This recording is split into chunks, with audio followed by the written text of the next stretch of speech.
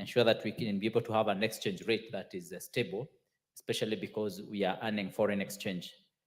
Honorable Speaker, one of the greatest problems that we have had, and which I appreciate that there is now Bill 6 to cure, is that in this country, when you're a farmer and you farm your coffee, the person who takes that coffee from your factory, in a way, disappears with that coffee in such a way that you cannot question them, in a way that you cannot discuss with them.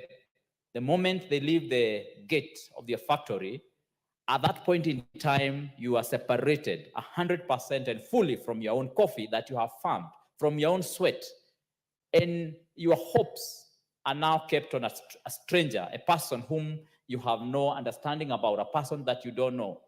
And more often than not, a person who has capacity to capture the people who are elected in those coffee factories to be your leaders in such a way that they are compromised in many times. And so many farmers have despaired over the years, and for that reason, they have refused to farm coffee. One of the problems we find is that once the coffee leaves the factory, the person who then stores that coffee is the same person who mills that coffee, is the same person who does the marketing for the same coffee, is a person who will do the grading for the coffee, is a person who will then take that coffee to the auction. And when the coffee is again in the auction, is a person who comes as a buyer using a different name or a different company. Honorable Speaker, that is a predicament that we find ourselves in, and that is a predicament that we must cure. That is a problem that we must remove from the coffee farmers. We must separate the duties of every stage, so much so that the person who transports that coffee doesn't store the coffee. The person who stores the coffee doesn't mill the coffee. The person who mills the coffee does not market the coffee.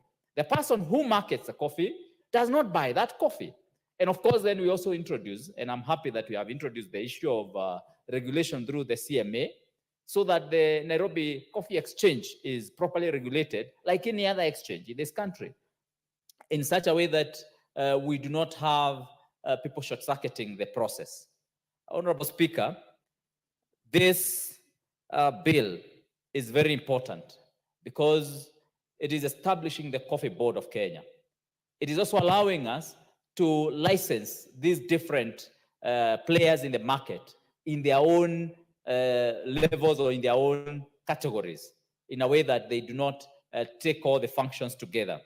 Honorable Speaker, we have had situations where a person has tasted and graded coffee in a wrong way, and they do that willingly and knowingly. And of course, eventually, when they go to export the coffee, they regrade the coffee according to the correct grades. And in that manner, our coffee farmers lose. And that is why we are saying this licensing of different functions must take place, so that the person who is going to export this coffee is not the one who graded. So we remove that conspiracy. And that is going to be very important at this particular stage. Honorable Speaker, it's also important that we are going to look at this bill together with also the cooperative bill, so that we ensure that at the factory level, we also have transparency with the people who are running our coffee factories. We know very well that many of them have taken coffee factories to be like their own personal property, whereby they make decisions that are not very helpful to the farmer. Honorable Speaker, we have had many times when the people who are running the cooperatives have borrowed money from commercial banks at very high interest rates, and sometimes they want to top up for the farmer to hoodwink or to lie to the farmer that they have a good rate. The farmer then ends up paying so much interest rates on that loan. I'm happy we have the cherry fund now. We must ban all the coffee cooperatives from borrowing money, either commercially or non-commercially. That must be banned, because every coffee cooperative can operate without loans, indeed. Because why do you need a loan? I mean, coffee is delivered to your factory, and you're able to take care of the overheads using the proceeds from the same coffee. Why do you need to take a commercial loan? which ends up bringing huge losses to our farmers. Instead of these loans, these coffee factories have big tracts of land.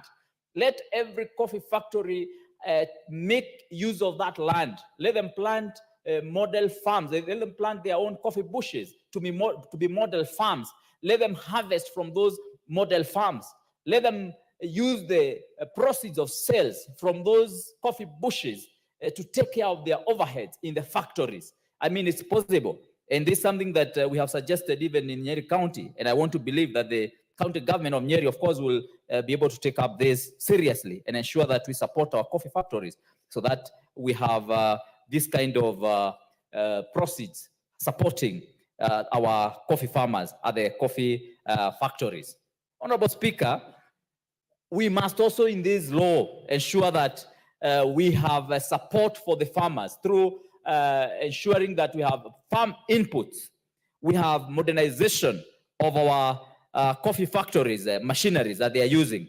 We must ensure that we have the fertilizer and the coffee inputs taken directly to the coffee factories, not taken to some far-flung areas where farmers have again to spend so much money to go and get these inputs and the fertilizer. Honorable Speaker, the issue of transparency, as we have said, in operations of every coffee factory must be put on the table.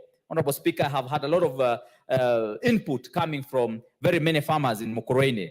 For example, had Nixon Gumu, who has written me very long messages about what he thinks need to be in this law. Honorable Speaker, I believe that these are things that we are able to manage at this particular point so that we have a law that is going to allow transparency in our coffee factories. Honorable Speaker, we must ensure that any coffee cooperative society that has its leadership that is exposed to corruption or that misuses and abuses farmers' money must also be subjected to the anti-corruption bodies, the DCI, and all the bodies that deal with the issue of integrity in this country, Honorable Speaker, so that we can ensure that our farmers are able to reap from their own sweat and that farmers are able to benefit from the coffee that they are selling. Honorable Speaker, it is possible to ensure that the coffee that we are farming is earning our farmers sufficient money to ensure that they are self-employed, especially in a country where the issue of employment has become a big problem and it's something that many people are not able to get. We must ensure that this coffee farming is put in a fashionable manner so that even our young people can be able to embrace coffee farming. We know very well that if we farm coffee in the right way, in a way that is well organized and well planned, we believe that 1 acre of land of coffee can be able to give us so much resources, especially for a young person who seeks employment. And they may not need to go out of their villages or even out of their own areas because they're going to get sufficient resources from this coffee. Honorable Speaker, I am a person who believes in coffee farming. I believe that is able to give us so much resources. And I believe that if we support our farmers in the right manner, then of course we are going to get resources sufficient to sustain many families and ensure that we have improved the quality of life for our farmers. Thank you, Honorable Speaker, for the time given.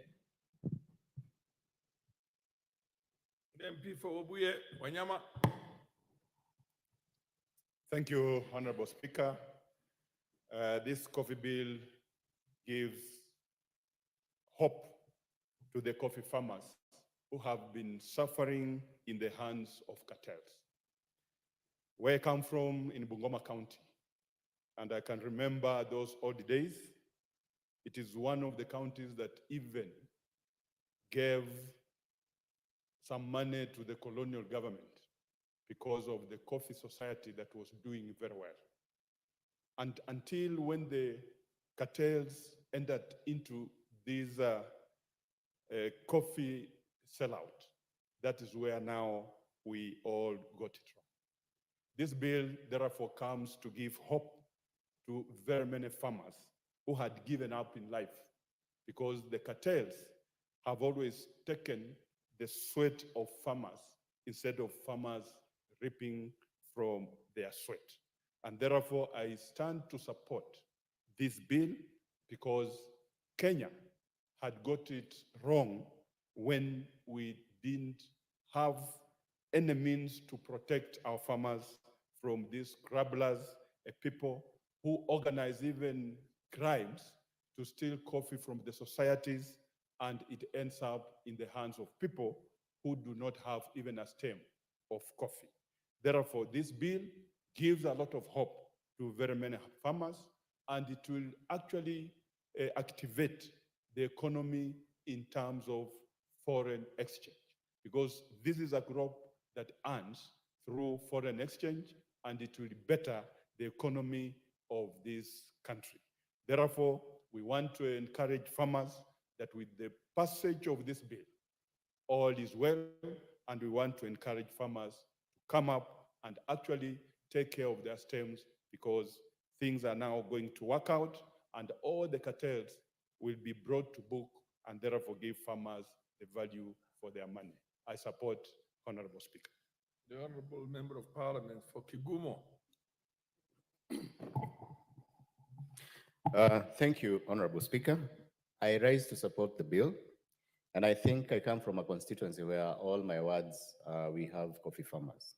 And the unfortunate bit about coffee is that the farmer has become a slave because of the long chain of middlemen who've encroached on the coffee crop.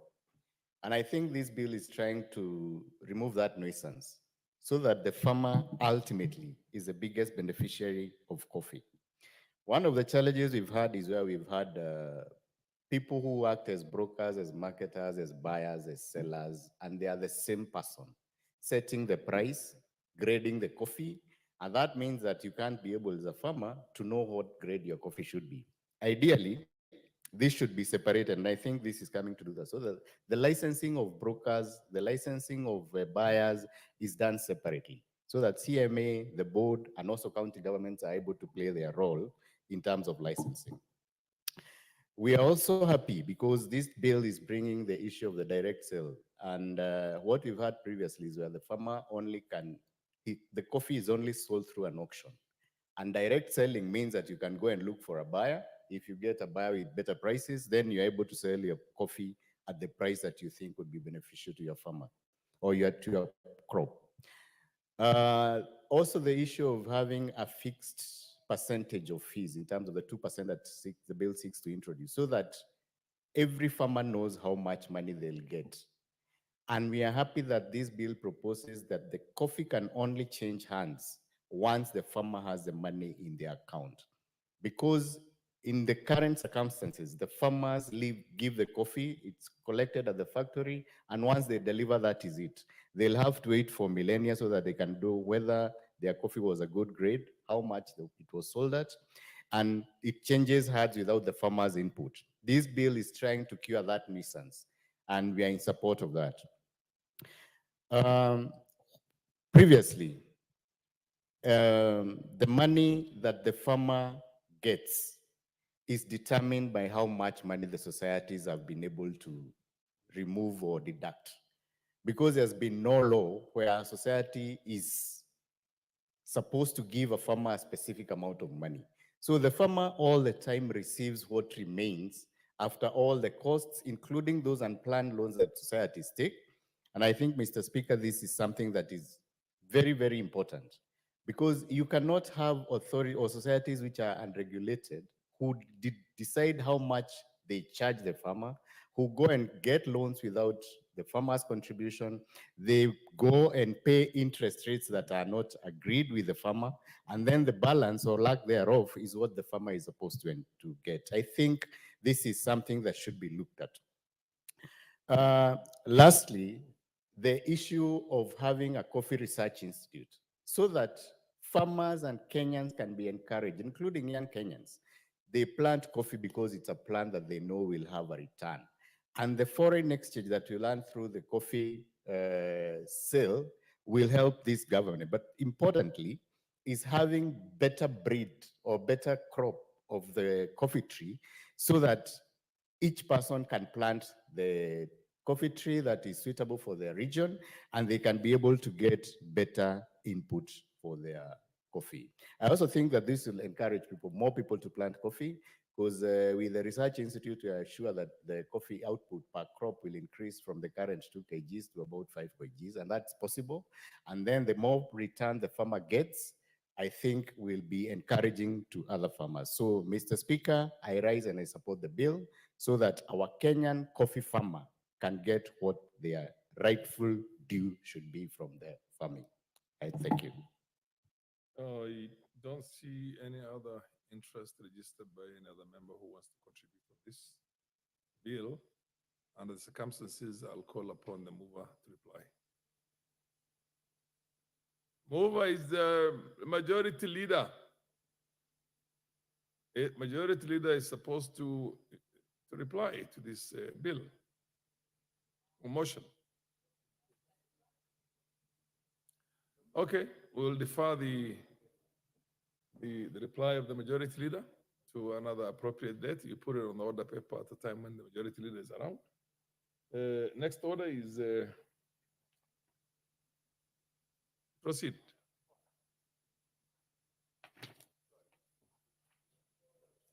Order number 13, the Techno Police Bill, National Assembly Bill number 6 of 2024, second reading.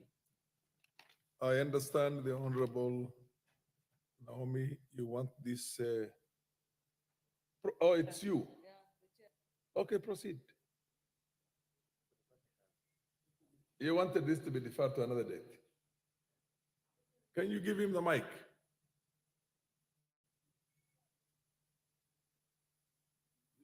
Give the mic to the Honorable KJ, MP for the Greater South. Yeah, he's got it now. Proceed. Mr. Speaker, understanding just how much government business is pending, I think it would just be in order for us to move the bill and members can, catch on as they join us, Mr. Speaker. You're sure about that? I'll consult with the chair for a minute before. Okay. Okay, go.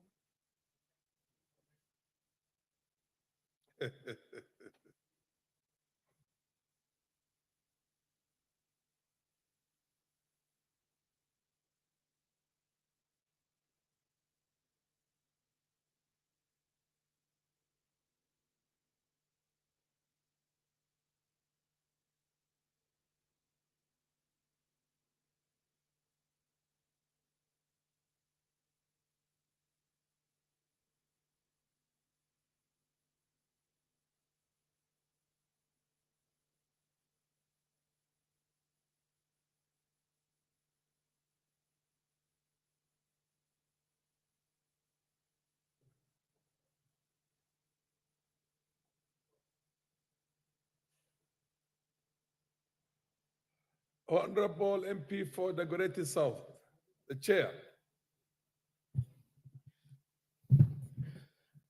Honorable Speaker, this is a bill that would have been moved by the leader of majority, but ably prosecuted by the Committee on Communication, Information and Innovation.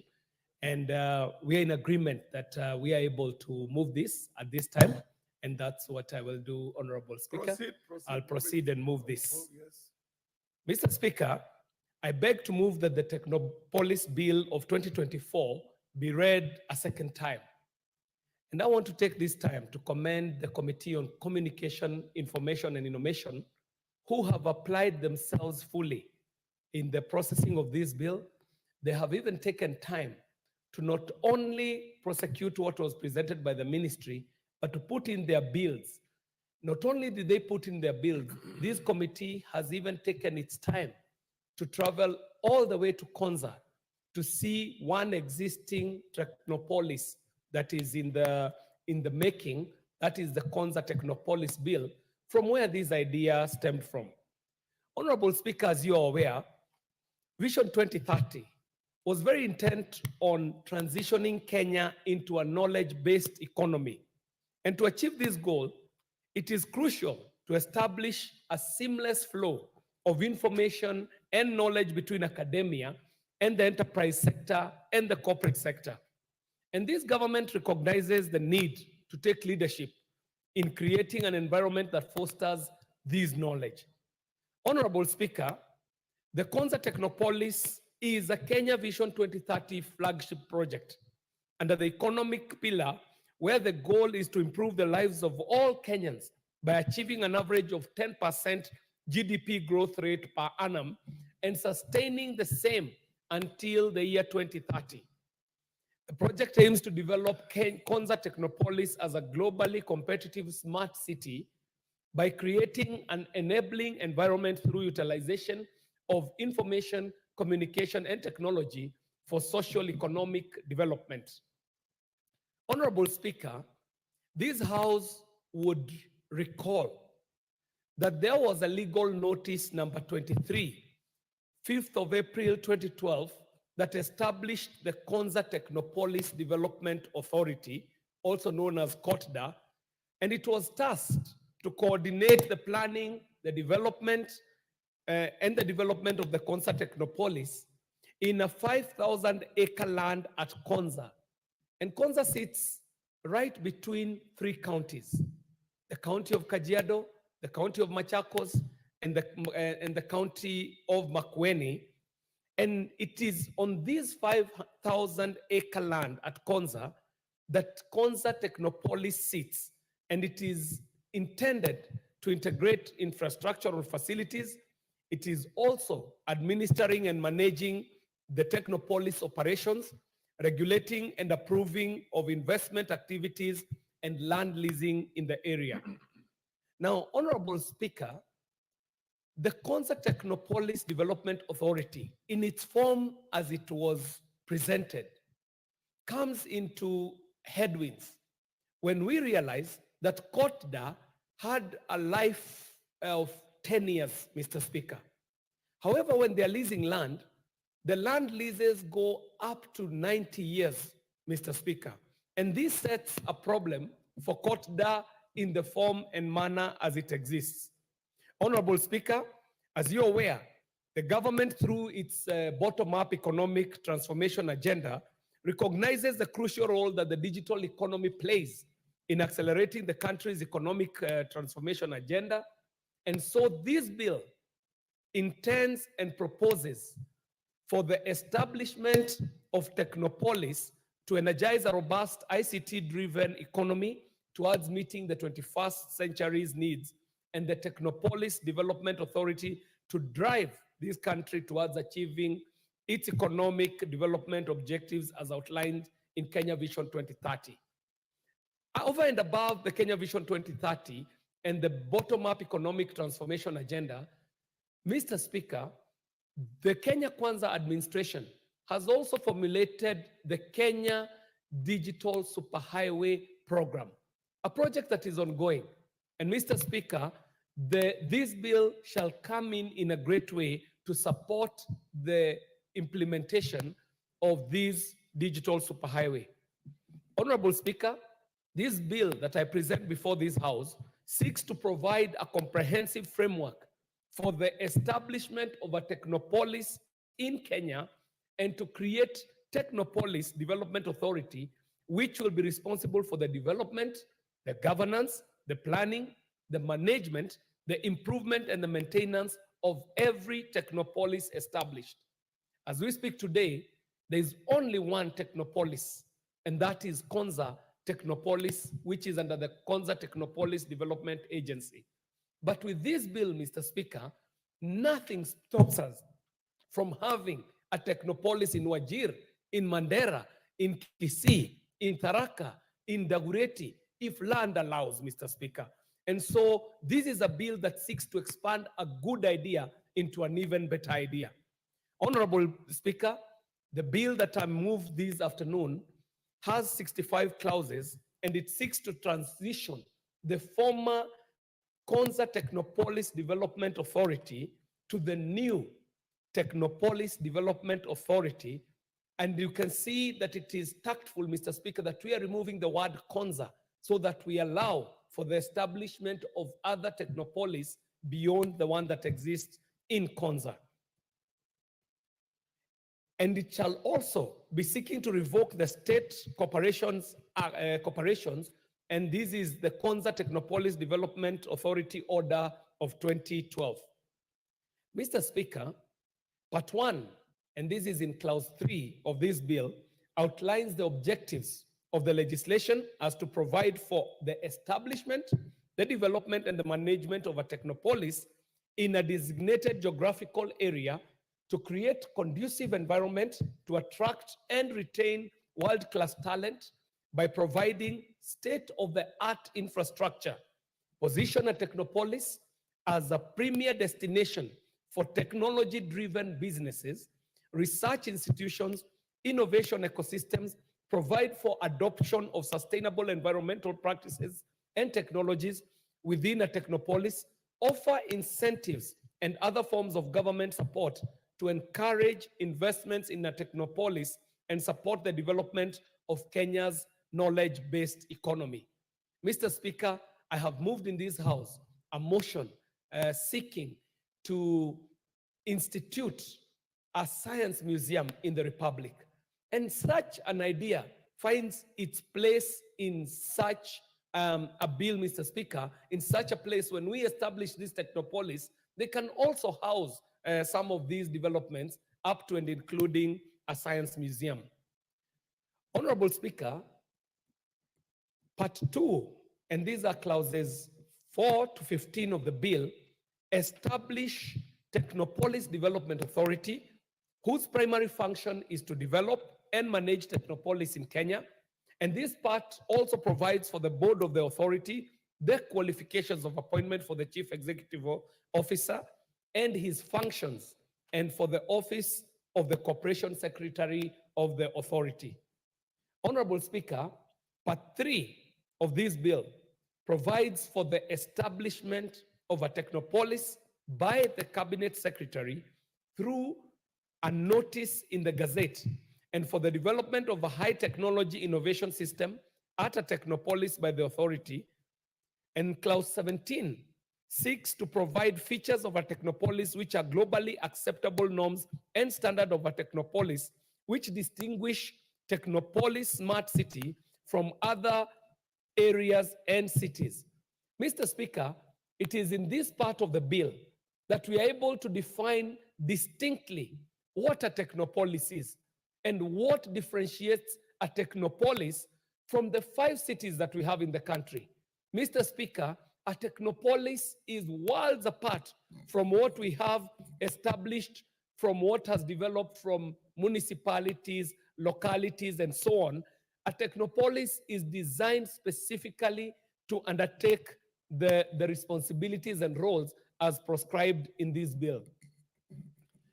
Mr. Speaker, Clause 18 of this bill provides for a buffer zone of a technopolis, and it outlines the development control measure to prevent urban sprawl and to ensure seamless integration to a technopolis. The clause allows expansion of a technopolis to accommodate auxiliary services not provided for within a technopolis. Mr. Speaker, this is critical. We are seeing the problems that we are running into with cities like Nairobi, where a city that was placed in a most unlikely place finds itself in problems when it has to expand.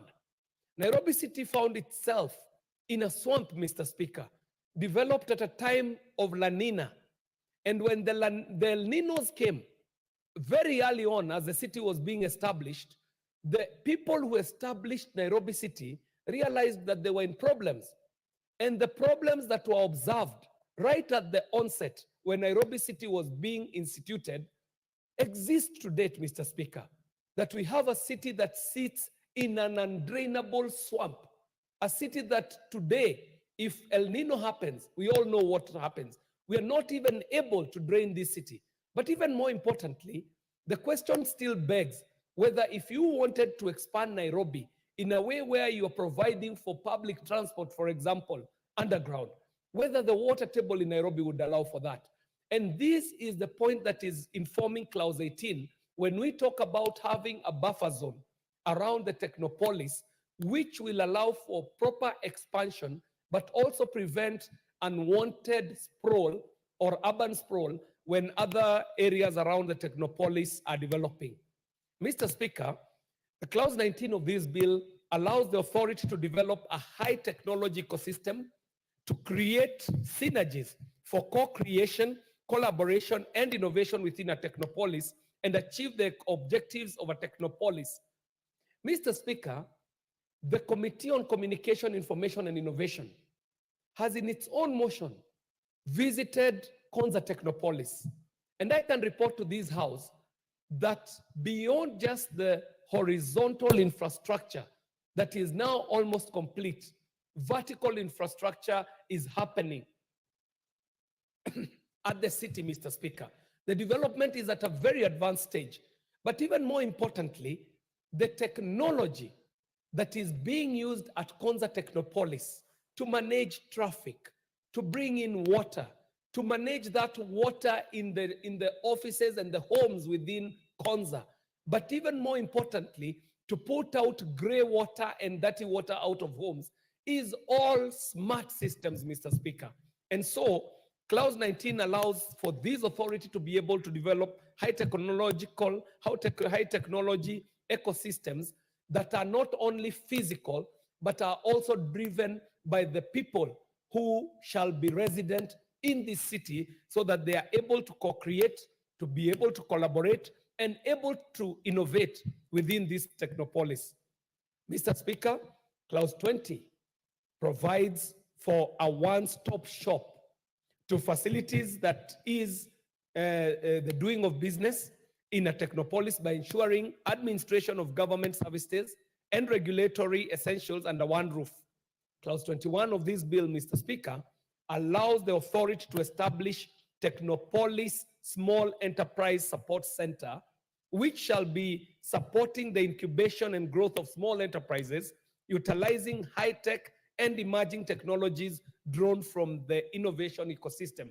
And Mr. Speaker, it might be worth noting that this is not Kenya dreaming or Kenya building castles in the air.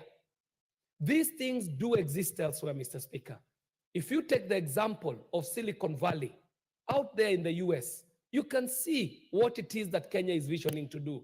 But even more importantly, Mr. Speaker, as earlier reported, what we are talking about is already in the offing in Konza. And I would advise any member of this House to visit Konza and see what is happening in that very beautiful technological corner of this country. Mr. Speaker, Part 4, and these are clauses 22 to 27 of the bill, contain provisions for development control in a technopolis and for the application, approval, and revocation of a development permit. Mr. Speaker, it is in this part that the bill gives the authority power to approve development plans submitted by investors to the authority in compliance with the master plan to ensure a technopolis is planned, zoned, and developed as per globally accepted standards.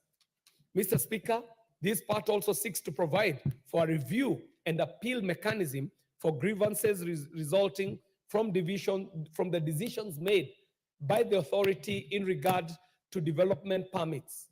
Mr. Speaker, Clause 27 of this bill creates an offense for non-compliance and specifies sanctions and legal consequences which are imposed on a person for non-compliance with development permits requirements in a technopolis.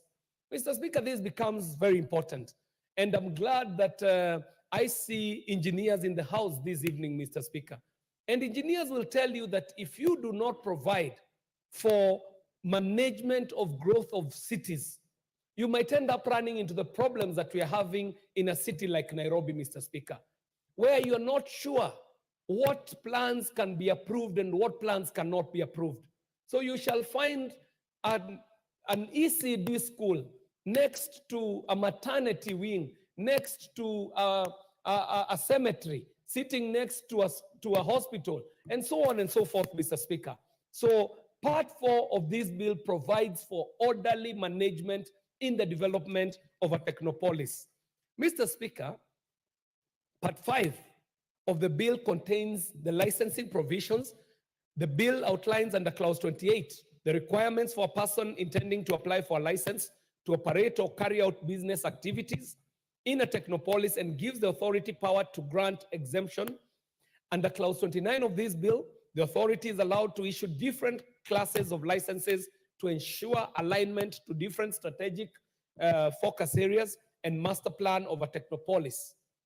This bill also gives the authority the discretion to issue licenses and provide for renewal of a license before the expiry of the validity period under clause 30, and the bill provides for the suspension or revocation of licenses where a person has, among other things, contravened any of the conditions of the license. Honorable Speaker, Part 6 of the bill contains the enforcement provisions, including sanctions for non-compliance with the Act, and Clause 37 of this bill gives the authority the power to undertake inspections in a technopolis to ensure compliance with the development control and licensing requirements.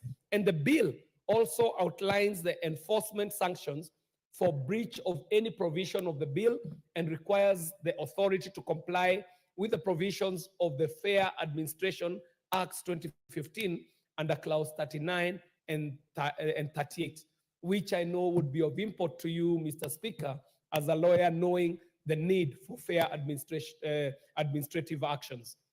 Honorable Speaker, Part 8 of the bill contains the financial provisions, including the sources of the monies for the authority, the annual estimates, and financial reporting mechanisms. Honorable Speaker, Part 9 of this bill contains provisions relating to the Technopolis Dispute Resolution Tribunal, a tribunal that shall be established to determine appeals from decisions of the authority on licensing, development, control, and any enforcement decision. This part allows appeals to be made from decisions of the tribunal to the High Court within 30 days. And Clause 51 mandates the Judicial Service Commission to appoint staff at the tribunal as appropriate. And Clause 52 also allows the expenses of the tribunal to be paid out of the Judiciary Fund. Mr. Speaker, Clause 57 of this bill obligates the tribunal to formulate its procedure for the determination of appeals placed before it for determination. And Clause 58 outlines the powers of the tribunal that are necessary for it to adjudicate matters. In terms of decision-making, the bill allows the tribunal under Clause 59 to confirm or set aside the order or decision of the authority in question, or make such other order as it may seem or deem just. Clause 60, Mr. Speaker, provides for the right of appeal of a decision of the tribunal to the High Court within 30 days of the decision, and Clause 61 empowers the Chief Justice to formulate practice rules and procedures for the tribunal. Honorable Speaker, the final two clauses, Clause 10, and this is Part 10, sorry, and these are clauses 62 to 65 of the bill, contain the general provisions. And these include provisions relating to the power of the Cabinet Secretary to make regulations, to the power to make provisions relating to the power of the Cabinet Secretary to make regulations, operationalize the provision of the Act, incentives applicable to a technopolis, and all that is carried with the provisions that are relating to the powers of the Cabinet Secretary. Mr. Speaker, in Clause 65, in Clause 64, where a convicted person is liable on conviction to a fine not exceeding 2 million shillings or to imprisonment for a term not exceeding 2 years or both. Under Clause 65, the bill provides for general penalties for offenses of non-compliance and for carrying out business activity within a technopolis without a license or exemption where on conviction, the person is liable to a fine not exceeding 5 million shillings or to imprisonment to a term not exceeding 5 years or both. Honorable Speaker, Part 11 contains the transitional and saving provisions. Mr. Speaker, I think it would be important to realize that there existed an authority by the name of the Konza Technopolis Development Authority, and we need to provide for the transition to the new Technopolis Development Authority so that we are able to safeguard the gains made by COTDA and also to ensure the expertise and regulatory aspects made are seamlessly transitioned. Through the transition clauses, Mr. Speaker, the bill preserves the existing rights and obligations, including the contracts, the staff, chief executive officer, the board of directors, and ensures that a member of staff and the board of the former authority in office continues to members of staff and the board of the new authority. Clause 67 revokes the state corporation, and that is the Konza Technopolis Development Authority Order of 2012. Mr. Speaker, these clauses are important to give confidence and to give assurance, not only to the publics, but also to the people who are already serving under COTDA, so that they know that with the establishment of the Technopolis Bill, we are not rendering them obsolete, neither are we rendering them jobless, but even more importantly, that the operations that have been going on at the Konza do not stall or run into transitional issues. Mr. Speaker, in conclusion, I would therefore wish to urge the honorable members to support this bill so that we can have a comprehensive legal framework for the establishment of a technopolis in Kenya, so that we're able to accelerate the knowledge economy and innovation, advance science, technology, and innovation through technological hubs, thus positioning Kenya as a global technological hub.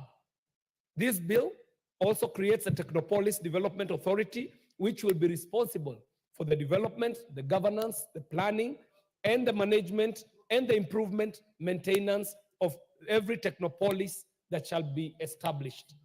Mr. Speaker, for the benefit of members like the Honorable Raphael Wanjala, who I know is very keen to know where the world is going, it is to report to this House, Mr. Speaker, that as we speak, we are already in what is being referred to as the 4IR. This is the fourth industrial revolution, Mr. Speaker.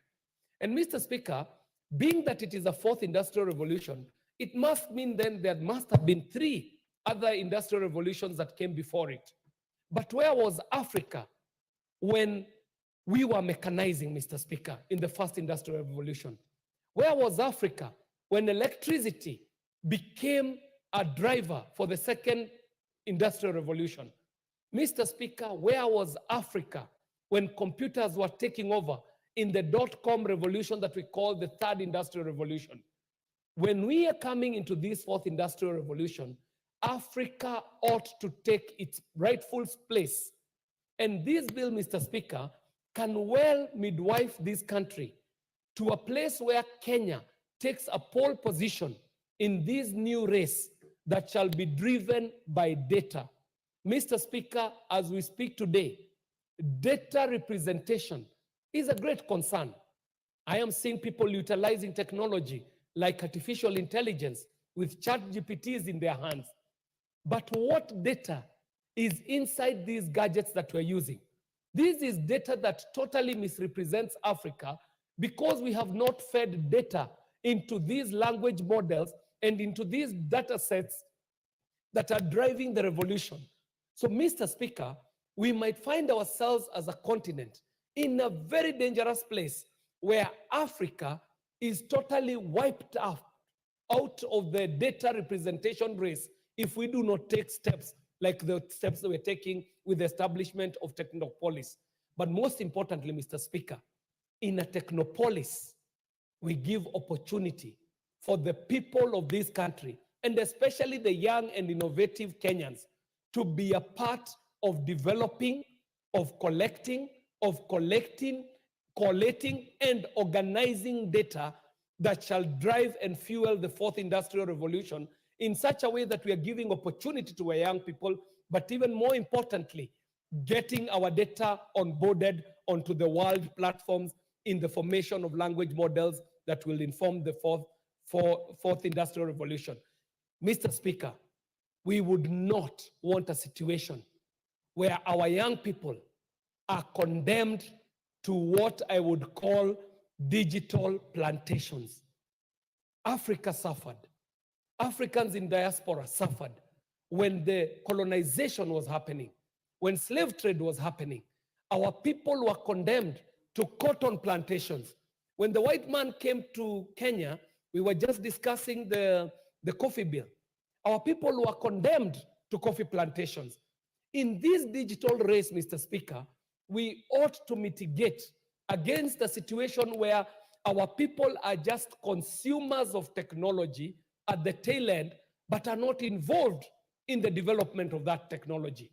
We would not want our young people to be left to just data entry jobs, to just annotation jobs in the digital world. We want our young people to be able to be a critical part of the development of the technologies that shall be informing the future. They should be the ones who are creating the applications that will be used even by this parliament, Mr. Speaker.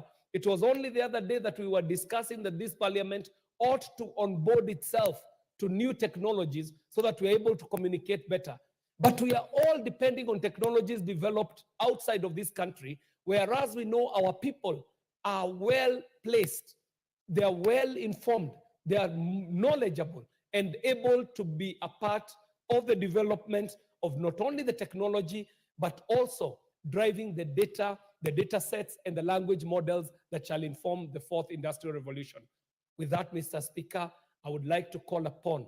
I beg to move. Mr. Speaker, I do see a member of our committee, the Committee on Communication, Information, and Innovation, and I'd like to beg to beg the Honorable Irene Yakarerio Mayaka to second. I beg to move. Oh. First of all, you move there.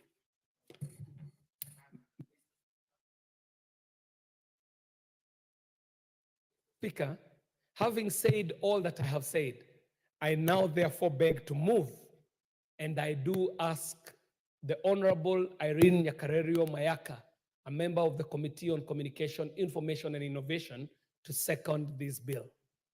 Thank you very much, Mr. Speaker. Proceed, Madam Mayaka. Thank you, Honorable Speaker. Honorable Speaker, I beg to second the motion, and I'll just give a few additional points in that as I second. First of all, of course, to thank the chair and our committee because we went through this particular bill.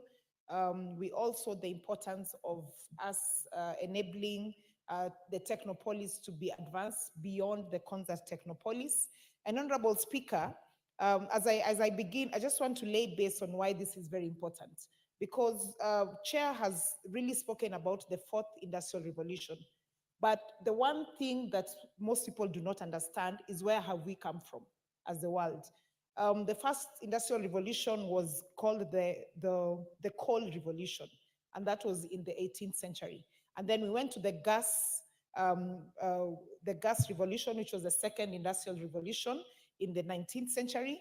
And then we moved to the electronic and nuclear in the 20th century. And now in the 21st century, Honorable Speaker, we are talking about the fourth industrial revolution, which is concerned with internet, AI, the Internet of Things.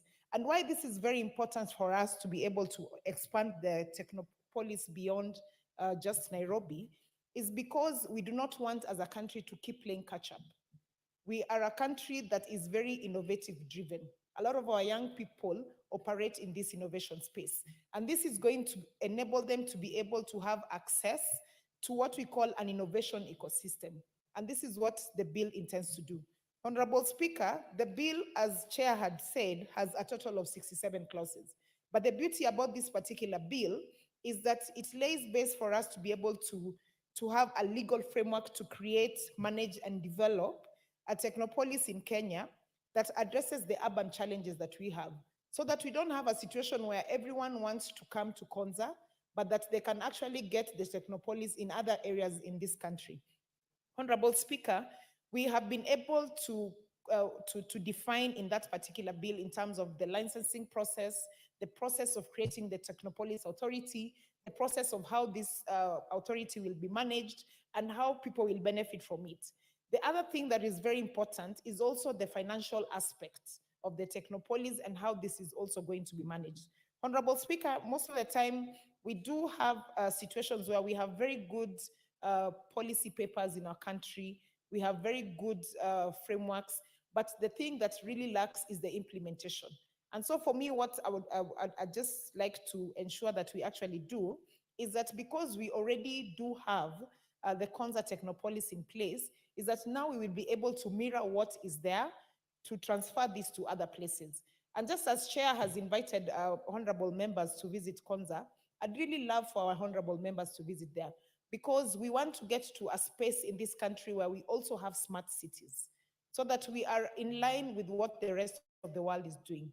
At Konza right now, they're even coming up with systems that will enable even our local police to be able to use innovation and technology to be able to do their job. And that for us is something that is very progressive.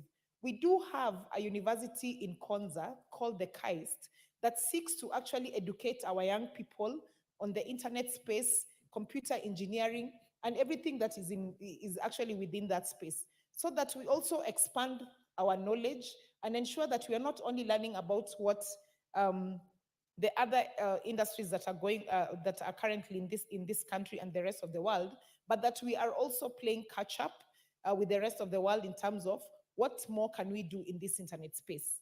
Honorable Speaker, one of the things that I have always grappled with, and I really wish that we could do as a country, we do have a lot of us who are consumers of AI products within our spaces, whether it's on your Facebook, whether it's on the X, or whether it's just on social media.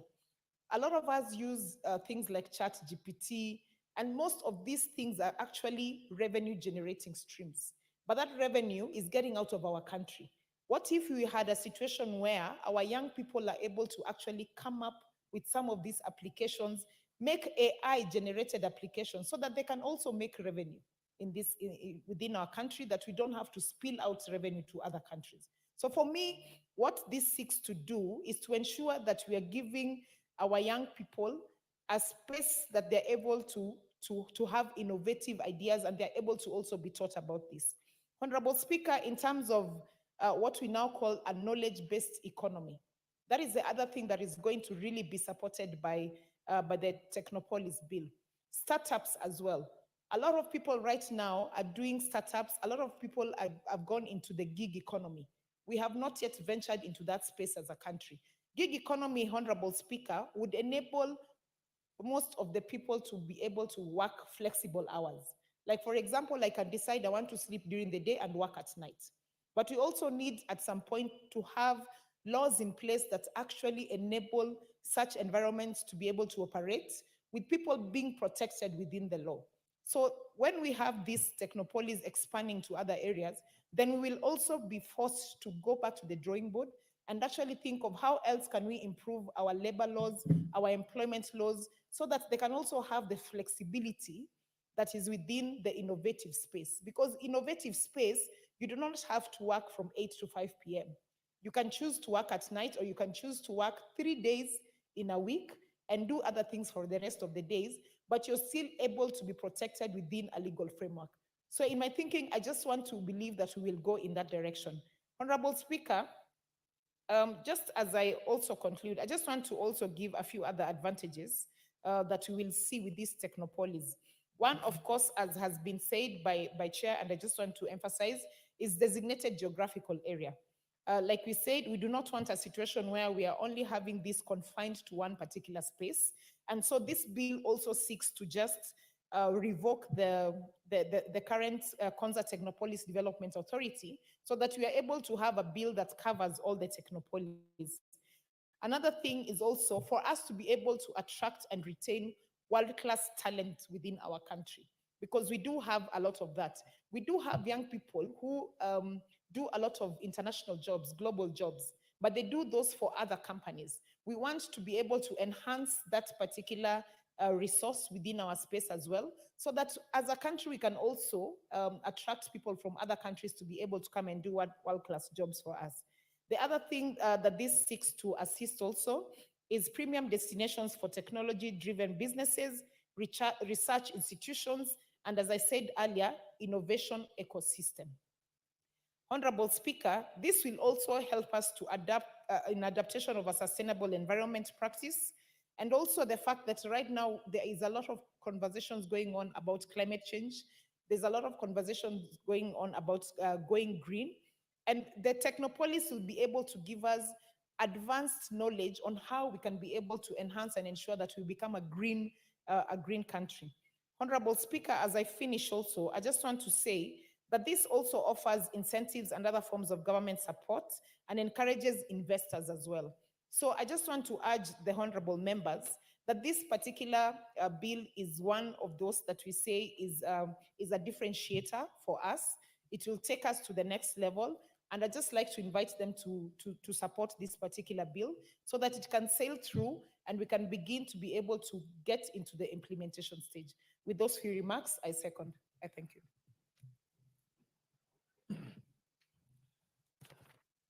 Honorable members, I now propose a question that the Technopolis Bill, National Assembly Bill number 6 of 2024, be read a second time. The Honorable Mogaka, as you proceed on, and this is for the attention of the chair, there's a little bit of observation that the chair, the chairman, I'm saying, of the bit of an observation, because the object ideally is to have so many technopolises, but when you look at the object at the back, it does not take that plural aspect into consideration. And at the same time, when you look at also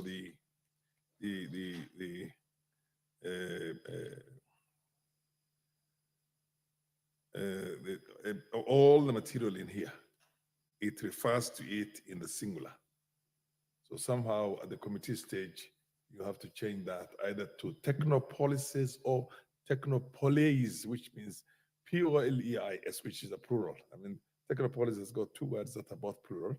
So I think you have made that observation, and I hope that the chair and the committee members at the committee stage of the full plenary house are going to correct that so that you don't end up with a piece of legislation that essentially does not advance in both word and spirit the object which is supposed to be determined here. Proceed, Honorable Mogaka. I thank you, Mr. Speaker, sir, for the opportunity to contribute. And from the outset, I do support this bill and commend this committee for stellar performance in originating a bill that is going to put Africa in its place in the development of this globe. I in particular celebrate the idea that we as a country are now standing up to the occasion that technology is the answer to development solutions.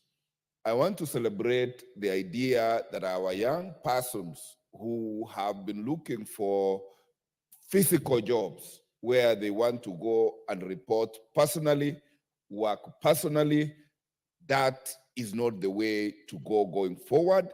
And I do agree with the committee recommendation that we really must align Kenyan laws to allow people to work from home, to work from wherever they are, because the office is gonna move from the physical places that we know offices to be to the telephone or to the laptop or the computer. I want in particular to encourage that whereas we are creating this authority must respect the Constitution and have a devolvable mechanism so that we do not only hear about Konza Techno City. We want to hear very many other techno cities in the Republic so that we are able to support our youth all over this country to be able to tool themselves to deal with the modern age technology and the demands of the work environment that is emerging. It is true that more money is made online than is made conventionally, and it is therefore imperative that our youth, our children, get properly kitted, get properly tooled to be able to participate in the new and emerging software economy where you work from wherever you are and dollars roll into your bank account. But I will be proposing amendments so that since Konza has the benefit of the investment the country has made so far, it is perhaps time that it got a baby, it got a branch, it got devolved to other regions of this republic, so that we are able then to capture a bigger catchment area to be able to ensure that we onboard all youth that are keen to be on the first lane. I want, Mr. Speaker, also to associate myself with the comments made by one of my elect constituents, Honorable Irene Mayaka. And you will recall that at Sironga grounds in West Mugrango constituency, we are putting up an industrial park. And I want to offer that as an extension of phase 2 of that industrial park, we can have the this techno city or techno sub-city, by whatever name, extended to cover the Western region, to cover the very innovative population in that area. And I say this with tremendous respect, that among the leading brains in ICT and innovation and software development, particularly in the United States, majority of those children hail from my village and its environs. And therefore, it would be very welcome if this committee agreed that we invite those gurus to come and partner and do their CSR back home to help develop sub-cities to the metro, the techno metropolis that we are talking about. And with that, Mr. Speaker, I beg to support and encourage this committee that this 13th Parliament will be counted on to take Kenya to its level in taking its space in leading in technology. And I do urge the young men in this republic to wake up to this occasion as the 13th Parliament puts up this infrastructure. Rise up to the occasion, put your best foot forward, and be the best in not only in Kenya, but let us conquer the globe technologically. I support. The Honorable Zamzam. Asante sana Mheshimiwa Spika, na mimi niweze kuunga mkono ndugu yangu Mheshimiwa John Kiare kwa hii mswada ambayo ameleta leo bungeni. Mheshimiwa Spika, Mheshimiwa Spika, sisi sote tunajua kuwa teknolojia inatumika dunia nzima, na katika matumizi ya teknolojia kuna nafasi nyingi sana ambazo mpaka sasa sisi Kenya tunalia kuwa vijana wana ukosefu wa ajira, lakini tukitumia mbinu hii ambayo ndugu yangu ameleta, tuweze kuitoa sehemu moja ambayo ni Konza iweze kuingia sehemu zote za taifa. Mheshimiwa Spika, itakuwa tumetoa mwanya wa watoto wetu ambao siku zote unawapata kwenye simu, unawapata kwenye kompyuta, wanaweza kuingia katika hizi hubs, wakaweza kujitafutia kazi, wakawa wanafanya vitu vyao pale na wanaingiza ajira. Mheshimiwa Spika, Mheshimiwa Spika, ukiangalia vijana wengi Mheshimiwa Spika wako kwenye simu, utawapata tu kwenye WhatsApp, kwenye Facebook, wafanya mambo mengine ya kipuzipuzi, lakini tukiwapatia mwanya ambao wanaweza kufata nafasi ambao wanaweza kuwa innovative, wakawa wanaweza kufanya biashara, wanaweza kufanya uchunguzi ama research, wanaweza wakasaidia taifa hili katika mambo mengi Mheshimiwa Spika, na huku akiingiza senti. Mheshimiwa Spika, Mheshimiwa Spika, mimi nikiangalia Mombasa County Mheshimiwa Spika, vile vijana wameharibika. Ukiingia kwenye mitandao ni matusi, wanatumia mitandao kwenye matusi, kwenye mambo mabaya, mheshimiwa huyu hivi, mheshimiwa yule vile, mpaka mambo yanatokea, mambo ambayo ni mazito makubwa ya kuharibu jamii, Mheshimiwa Spika, ya kukosanisha viongozi, Mheshimiwa Spika. Mimi naona hii Technopolis ikitolewa katika Konza peke yake ikaenea, tupate hubs ndani ya Mombasa, tupate kule kwa Mheshimiwa Irene Mayaka, tupate kule kwa ndugu yangu Kiare na wengine. Hawa vijana wanaweza kuitumia vizuri, Mheshimiwa Spika, ikiwa wameweka makini kuwa kuna pesa tunatengeza, kuna maendeleo tutafanya, na itakuwa inafungua uchumi wa Kenya, Mheshimiwa Spika. Wakati huu uchumi uko mbaya sana, lakini tunaangalia hata hawa wa Korea wakija kuangalia wanaona kuwa iko sehemu moja pale Konza peke yake, na wanatafuta mwanya kuwa ienee Kenya nzima ili iweze kusaidia vijana wote na wao pia waweze kuingia ndani kusaidia, Mheshimiwa Spika. Kwa hiyo mimi kwa ufupi nachukua fursa hii kuweza kusupport hii bill. Ni nzuri sana Mheshimiwa Spika. Vijana wetu ambao wamekaa huku na huku wakimaliza wakati wao wanaweza kuingia hapa wakafanya biashara, wakafanya research, wakaingia kwenye ecosystem, wakatengeza mambo yao vizuri, Mheshimiwa Spika. Na vijana wetu ni wasomi, lakini ile kasi ya akili zao hawajapata mahali pa kutumia, Mheshimiwa Spika. Kwa hiyo mimi hii naiunga mkono na sema asante sana ndugu yangu Kiare kuweza kukumbuka hawa youth vijana, kwa sababu wao umetoka kule na unajua vile akili ya vijana inavyokwenda mbio. Wanahitaji sehemu ambayo wanaweza wakaweka akili yao wakaweza kuingiza senti, wasiweze kusumbua wazazi kule nyumbani, kwa vile hao ndio wazazi wa kesho, wanaanza sasa. Na tukiwapatia hizi hub, Mheshimiwa Spika,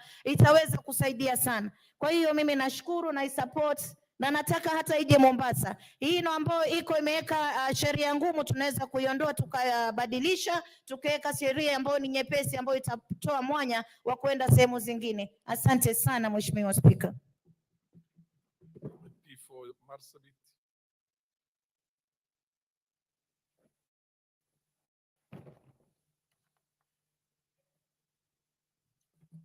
Thank you, Honorable Speaker, for allowing me to add my contribution to this very important bill that has been moved and for the debate that is currently going on.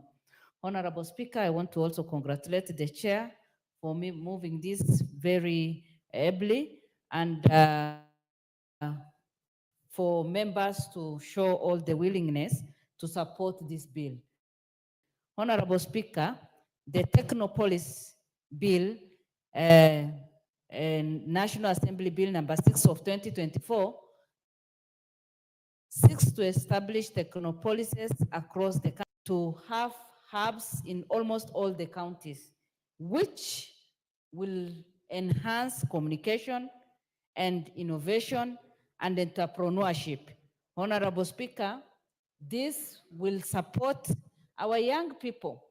We know very well that today we have big number of our young people who are well educated, who have their certificates, but are not employed.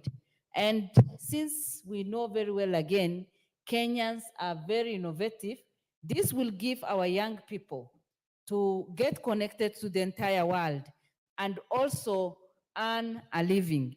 Honorable Speaker, after going through the bill, I have seen that the bill provides comprehensive legal framework for the creation, management, and development of technopolis in Kenya to address urban challenges and through digital innovation. Honorable Speaker, once we have the legal framework, we know very well that everyone or all Kenyans are well guided, and everybody will just refer to that and put all the necessary measures in place so that as we begin this, it will be of great help to Kenyans.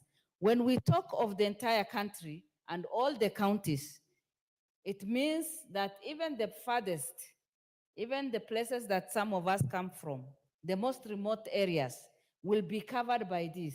And it doesn't mean that when you come from the remotest part of this country, that your young people or the people there are behind or are not educated.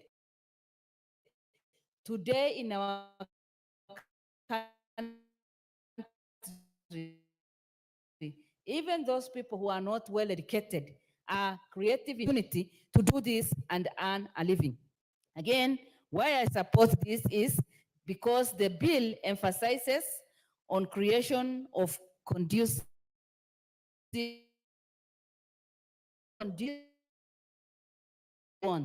and that our government can invest in so that we create that conducive environment for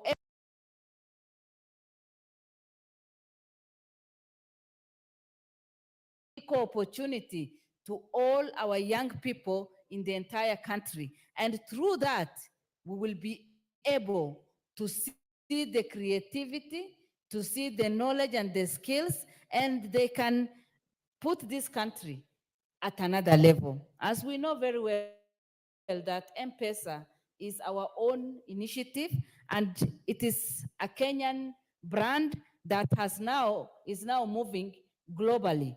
And given opportunity with that conducive environment, I am sure our young people and even those people who are gifted and already have knowledge on ICT can be able to grow in this.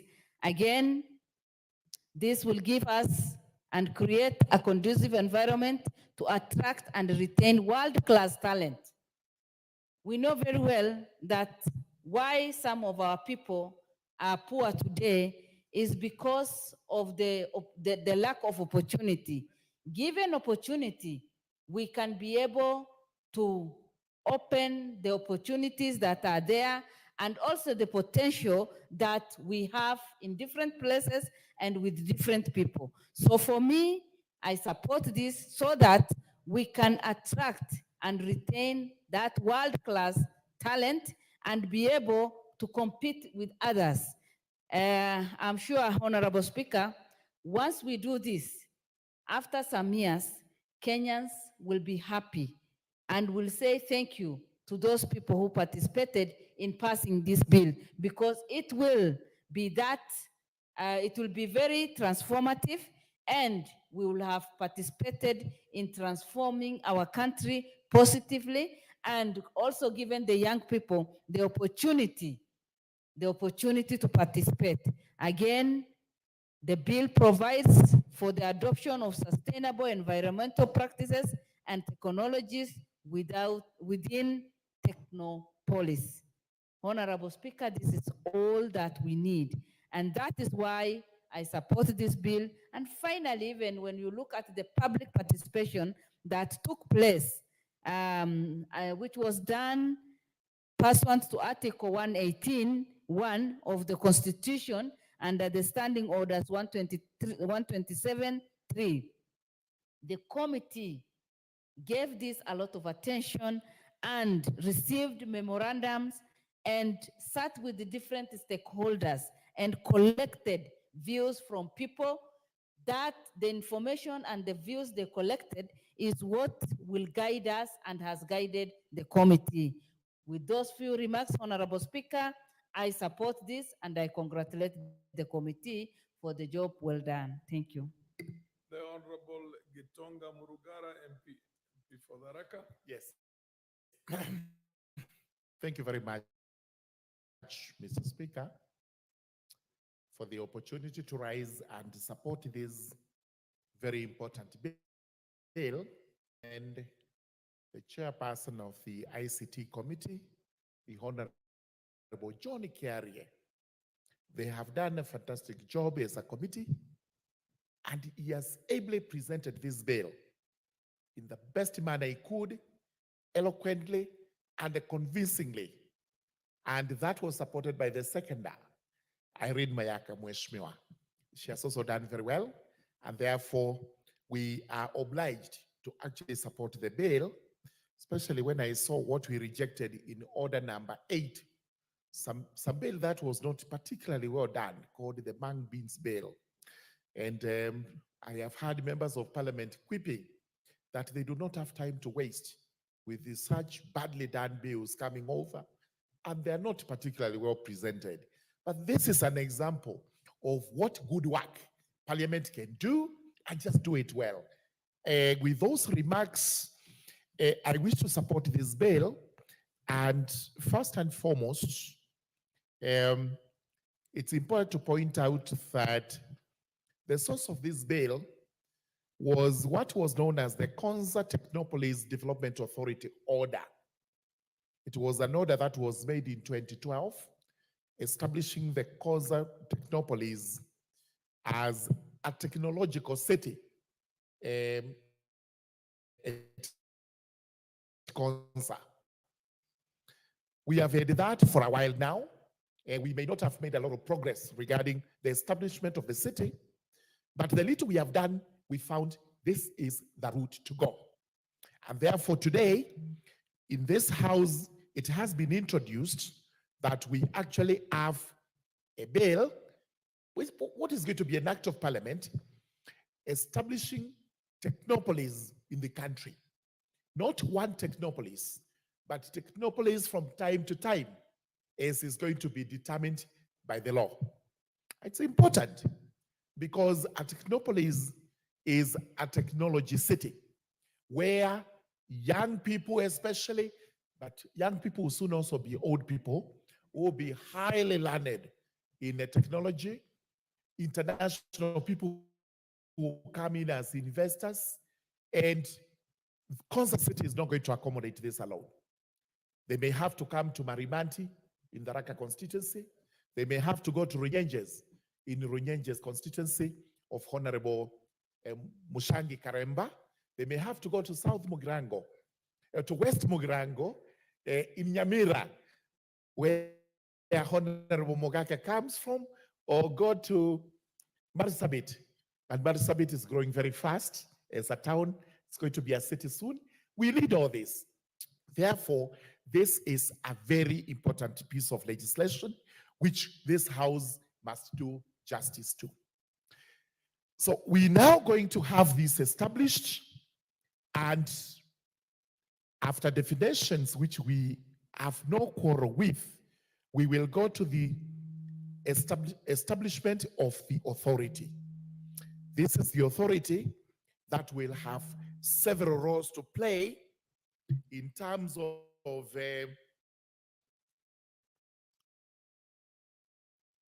what they are able to do as legal persons in law. They will be sui juris. That's what he says in law, that they are capable of suing and being sued. Then they will be able to enter contracts as legal personalities and do everything else that appertains to the act. As regards exactly what their functions will be, this is clearly set out in section 5. And the most important is to plan, develop, and manage technopolis. We will be removing that, but even if it is defined as a technopolis, it doesn't matter, because now we've removed the name Konza City. It can be established in any part of the country regarding this particular law.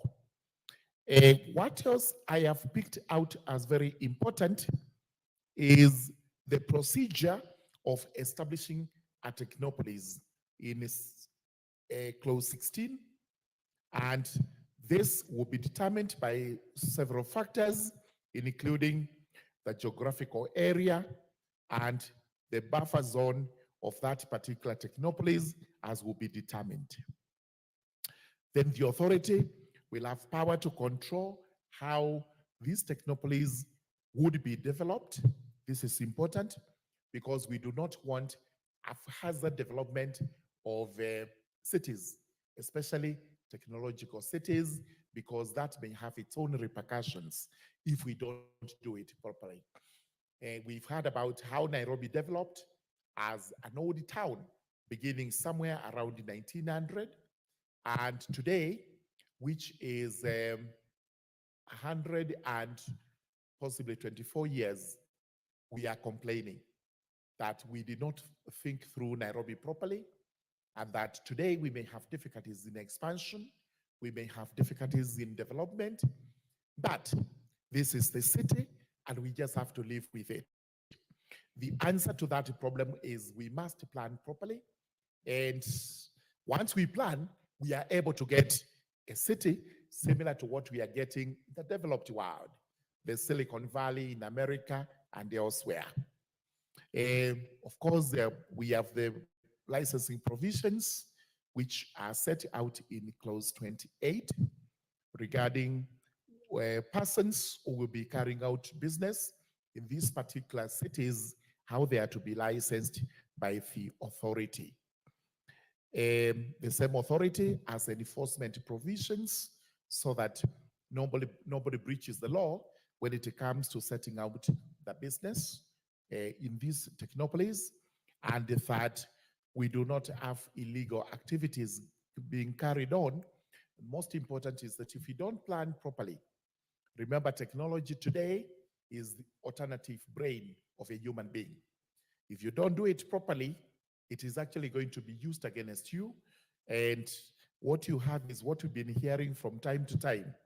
There is hacking of equipment, as a result of which individuals, including governments, have lost huge sums of money. We have the dispute resolution, which is very important. And we have a tribunal being established. As usual, this is going to be part of the judiciary because they are actually saying now all tribunals should be condensed under the judiciary. This parliament, this house has not agreed to that proposal 100%, and we will have to look at this to see whether from this act, it is a tribunal that is going to be established for a specific purpose apart from just dispute resolution. We may have to consider, the committee will consider, we'll also consider making it a special tribunal so that it is able to escape the grip of the judiciary. Otherwise, it will have to be controlled and run from the judiciary. Then from there, we have the section on general provisions. These are saving and delegated powers. This is on subsidiary legislation, which is extremely important. In fact, without regulations which are going to flow from this act, we may have difficulties in enforcing the particular law. So this is a very important piece of legislation. In fact, I would want to see technopolis somewhere in Tharaka or Tharaka-Nithi County, so that as we talk about Konza City, I'm also talking about another city that can be established nearer to the people, where we can also do technology as other parts of the country also continue to do that technology, whether in Isiolo, whether in Kitui, whether everywhere else where it's going to be necessary. With those remarks, Mr. Speaker, sir, I beg to support.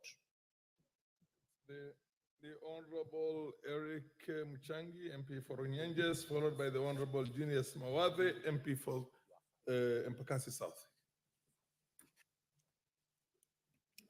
Thank you very much, Honorable Speaker. For if you're going to be generous enough, you can have a few more minutes, because then you have only 10 minutes between now all right. and when we are going to adjourn. So you want to be generous to him. That is well noted, Honorable Speaker.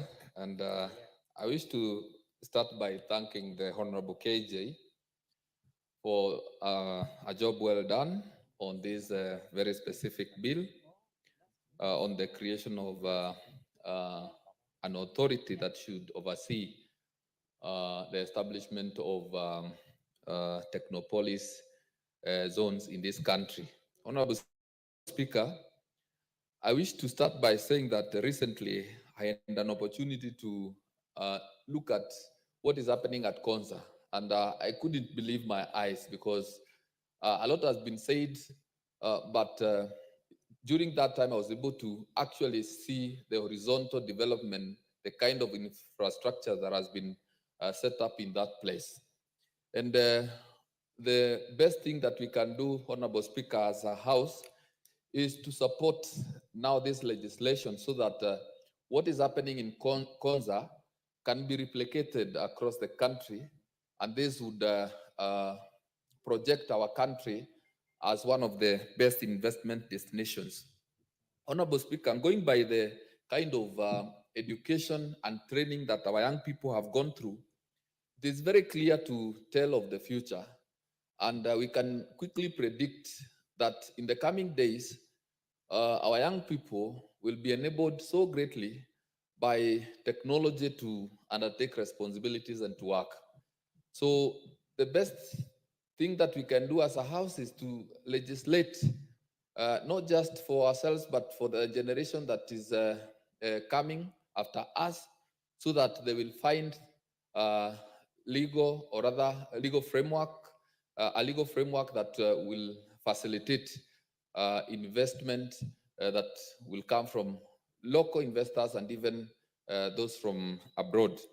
Honorable Speaker, I wish to mention that in some place around Thika Road also, a place called Tatu, there is an investment similar to Konza. Maybe it is not that level of Konza, but every day I go around that place, I see thousands and thousands of young people. Innovation hubs, something called CCI. It hosts thousands and thousands of young people. They go there every day and they work day and night. So I am imagining that if this is present in those other places in the country, then our growing population of young people who are well educated but still jobless can find work to do, and they will all be proud of their country. So I support this, and I believe that even in the places like Embu County, where I come from, Runyenje's constituency, and the Bere part of the country, which is actually very expansive, can benefit now from the establishment of these ideas. So, Honorable Speakers, since you indicated that I be generous to my colleague here, and I want to keep my word, yes, from a county that hosts Konza, I wish to rest my case and I support. Thank you, Honorable Speaker. He's actually from Nairobi, unless you want to insinuate where his ethnic background is. But proceed, Honorable Mawati. Thank you, Mr. Speaker. I thank you for giving me this opportunity to contribute to this very important bill. First, I want to congratulate my brother, Honorable KJ, for the wonderful job he's done with this bill. This bill is long overdue, and coming from an IT background, in other parts of the world, you will find that there is always, as they said, the technopolis. It's about time we had an authority that's able to guide us and give direction on as we continue to expand technology-wise. The first one, as you said, is Konza, Technopolis. Then there is the one in Tatu. And we need to grow a few more in the country. If every county can start with one, every constituency can start with one, let's create this. Let this authority assist us with also the setting up of the ICT hubs, and that we are able to have our youth who are idle in the constituency. For starters, in the next this financial year, 2024-2025, we are putting up 3 ICT hubs in my constituency in Bakassi South so that our youth can be able to benefit from them. So technology-wise, we tend to think that we're ahead, but we are not supporting the infrastructure to be able, or the authority, or the policies to be able to have a good IT, to be the leaders in IT in East and Central Africa or in Africa. So there is AI that is coming up that's very, very strong, that with such authority, they'll be able to give guidance and sometimes give direction on what should and should not happen. So with that, I stand to support and looking forward.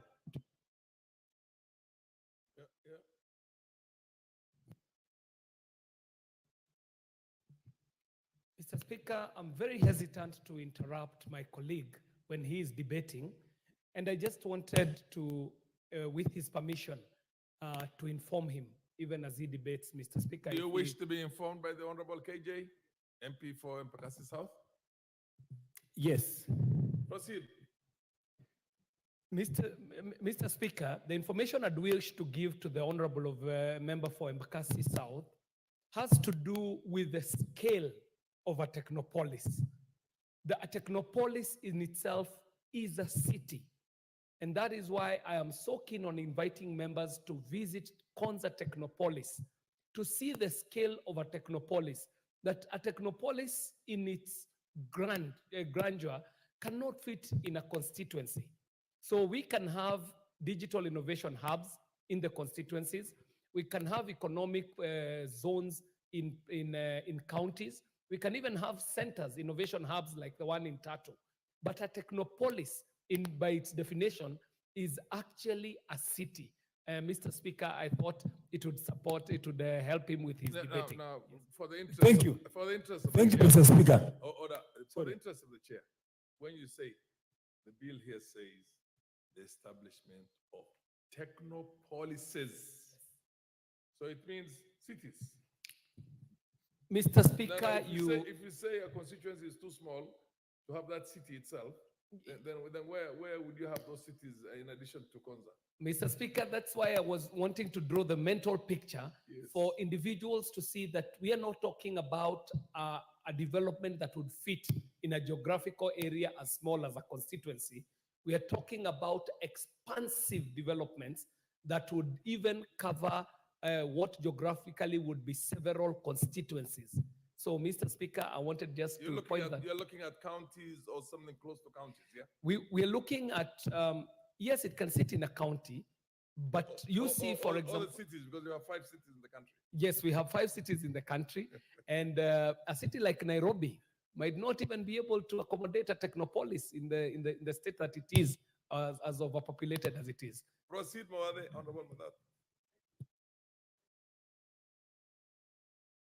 Can you please switch Clerk, off? yes, there was, switch this one off. Yeah, proceed. Just Thank you. Now that I have the voice. I think my brother totally misunderstood me. I talked about ICT hubs. ICT hubs in the constituency, 3 ICT hubs.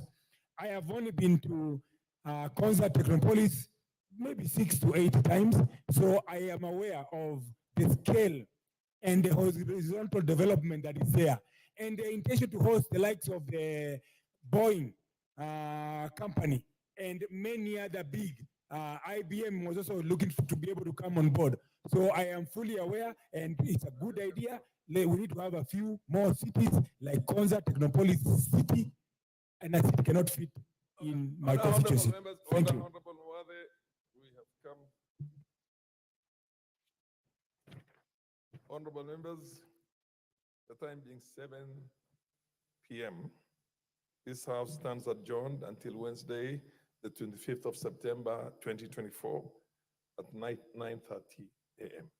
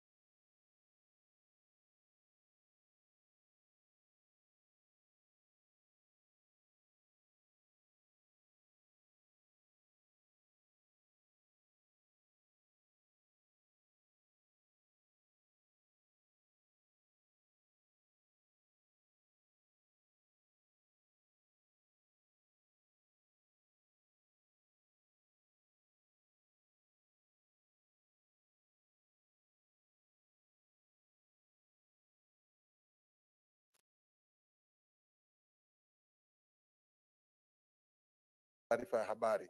Nikirudi kwa upande ule mwingine, Bwana Spika, ni jambo la kusikitisha vile vile kuona ya kwamba katika Kenya hivi sasa kunakuwa na watu ambao wanavaa magwanda ya kujificha sura, alafu hatujui kama ni polisi ama ni majambazi.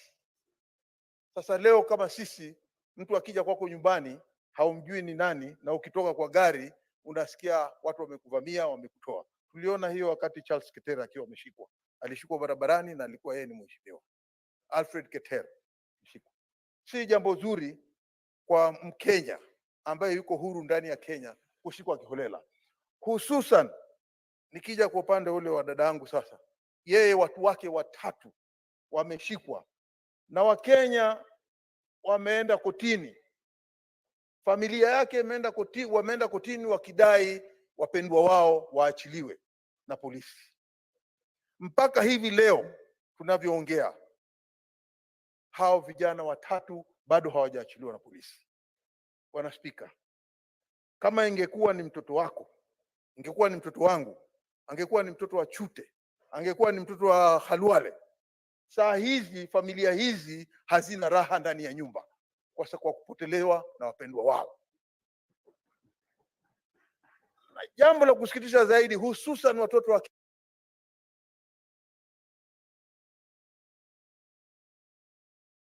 huyu mkubwa, dakika moja tu amalize. Wanashikwa kila uchao na wakishikwa watoto hawa hawapatikani, ama wakipatikana wanapatikana wamekufa, wala hawezi kuachiliwa. Tunataka jambo hili likome, na hususan upande wa polisi waweze kuangalia kwamba wakishika mtu waweze kumpeleka kotini, wamshtaki, ili tujue kama jamii yake itamwekea mawakili, itamwekea namna gani ili aweze kurudi nyumbani, ama hata akifungwa atakuwa anafungwa kisheria. Asante Bwana Spika. Asante Senator Chelgei Samson.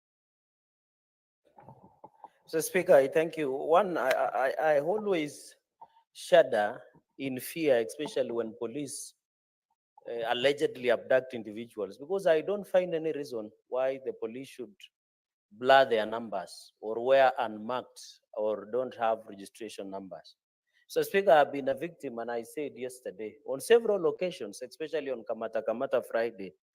And I remember one instance, I was sleeping alone when I was arrested. It is by God's grace that chair, Mr. Speaker, they tracked me from Kibosi in Kisumu County all the way to my palatial home in Mosoriat in Nandi County, Mr. Speaker. And I was arrested alone. And that day, Mr. Speaker, after naked, I was also naked, Mr. Speaker. Mr. Speaker, and that is why we need to be very careful. As the former chair, Mr. Speaker, of Justice, Legal Affairs and Human Rights, we did investigate enforced disappearance and unregulated abductions, Mr. Speaker. I want to challenge the police. If you are going for Senator Sifuna, why don't you use official numbers, wear your uniform, identify yourself, Mr. Speaker, so that we can know. Even as we speak today, the MCA of Delaware in Wajir County, Hussein Ahmed Yusuf, cannot be explained where he is. The people of Delaware, even the family moved yesterday, Mr. Speaker, to court and demand that the Inspector General of Police produces the MCA Hussein Ahmed from Delaware in Wajir County, Mr. Speaker. And we don't want the police to perpetuate a tribal attacking some particular communities in this country, Mr. Speaker. Because when you go to, I was appalled when I went to Kwale. I went into a meeting and met women, thousands of women without their husbands, Mr. Speaker, who police allegedly have abducted them in the guise of terrorism, Mr. Speaker. We must be honest as a country. Let us fight.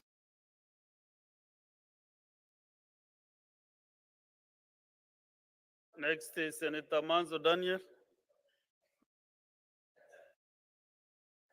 Thank you, Mr. Speaker. Mr. Speaker, on issue of forced disappearance, before President Ruto became president, he said no more people will be found dead in the River Yala. We have now found people dead in Ikware, and the worst thing which can happen, Mr. Speaker, to any family or to anybody who is a Kenyan, is that you disappear, your family makes an application for habeas corpus, it goes to the court, and then the court is not given the body, whether dead or alive. Then that, Mr. Speaker, becomes the end of that story for that family.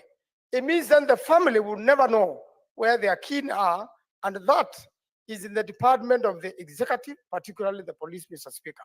I really want to urge the acting Inspector General, Mr. Speaker, because he is aware. If he really wants to get away with this, because now he's been convicted by the court, then he should produce the bodies or produce the persons alive, and then we will purge the contempt and everything will go well. The moment you are contemptuous before a judge, you can only go back to that judge. And the only way to purge the contempt is to comply with the court order. So I'm really pleading with the acting IG, who I know is a Christian, even if he has been forced by other forces, to make sure these children are delivered, either dead or alive. It is an absurdity for the current government if these children are never going to be seen forever. And we have more disappearances coming up and more disappearances. Mr. Speaker, it is illegal, it's unconstitutional, and it is putting the government of Kenya locally and internationally in a very bad corner in terms of human rights. And Mr. Speaker, we have a very good constitution as a country, which if we adhere to, all Kenyans will be happy, no families will suffer because their dear ones have disappeared. Senator John Kinyua. Asante Bwana Spika kunipa fursa hii. Kwanza kabisa Bwana Spika, kulingana na ripoti ambayo imeletwa na Senator Tobiko kuhusu watu kutekwa nyara, Bwana Spika, nataka kumwambia kwamba sasa kwa sababu mkuu wa polisi ameteuliwa rasmi, Douglas Kanja, anapaswa atokee kimasomaso aweze kupambana na haya mambo Bwana Spika, na aweze kuyakomesha, kwa sababu Bwana Spika, kuna sheria zinapaswa kufuatwa. Kama mtu ametenda kosa, ashikwe, apelekwe kotini, aweze kuhukumiwa Bwana Spika. Hakuna kosa ambalo haliwezi kupewa adhabu yake Bwana Spika. Kwa hivyo hamna haja yoyote ya mtu yoyote Bwana Spika. Tunapoongea hapa Bwana Spika, mwakilishi wa wodi ya Dera Bwana Spika hajulikani aliko Bwana Spika. Kwa hivyo kwa sababu sasa tuko na askari mkuu ambaye ameteuliwa kirasmi, ana majukumu ambayo Bwana Spika anapaswa kuwa awe akiangalia. Si hiyo tu Bwana Spika, ripoti ambayo taarifa iliyoletwa na Seneta Kanyuri, watu kuuawa kiholela Bwana Spika. Na ni vizuri Bwana Spika watu wawe, kwa sababu kazi kuu ya serikali Bwana Spika ni kulinda mali na maisha ya wananchi Bwana Spika. Itakuwa ni jambo la kuvunja moyo sana Bwana Spika ikiwa watu wanauliwa kiholela, familia zao zinaendelea kusononeka na hapati jawabu Bwana Spika ya yale mambo ambayo wanayouliza Bwana Spika. Bwana Spika, vile vile taarifa iliyoletwa na seneta wa kutoka Uasin Gishu kuhusu KCC Bwana Spika, wakulima wanaendelea kusononeka kuuliza watapata malipo yao lini Bwana Spika, ilhali wanaendelea kupeleka maziwa yao katika KCC. Ukitembelea Nyahururu Bwana Spika, KCC kila wakati asubuhi na mapema watu wameleta maziwa yao, lakini wakati wa kupata malipo yao Bwana Spika inakuwa ni mchongoma Bwana Spika. Lakini keep your eyes on the lights kindly to avoid the embarrassment. Senator Beatrice Akinyi-Ogolla. Honorable Speaker, I rise to really condemn the defilement case that has been brought by my senior sister, Senator Catherine Moma. That is in Kigoto village of a young girl who was 13 years then, Honorable Speaker. Homa Bay County is fighting the triple threat led by His Excellency Governor Gladys Wanga and all the women leaders. But it's unfortunate that we have very pathetic numbers, Honorable Speaker. As I stand here, Honorable Speaker, in 2023, we had over 8,000 young adolescents between 10 years and 19 years that were presented as pregnant, Honorable Speaker. I support this statement, and I call for justice for the young girl and the young family. Honorable Speaker, I also want to condemn the abductions and the disappearances that have been brought forward by nominated Senator Perez Tobiko. It points to us that we have a system that is so fearful of its citizens, Honorable Speaker. Honorable Speaker, why should we have people disappearing in this country and they cannot be traced? What is so appalling in these cases, Honorable Speaker? As my colleagues have said, The government was so firm about disappearances that we had in the other years, but it's unfortunate that the scene only changed from a river in Yala to other points like the quarry that we had. Senator Sigei Wakiri.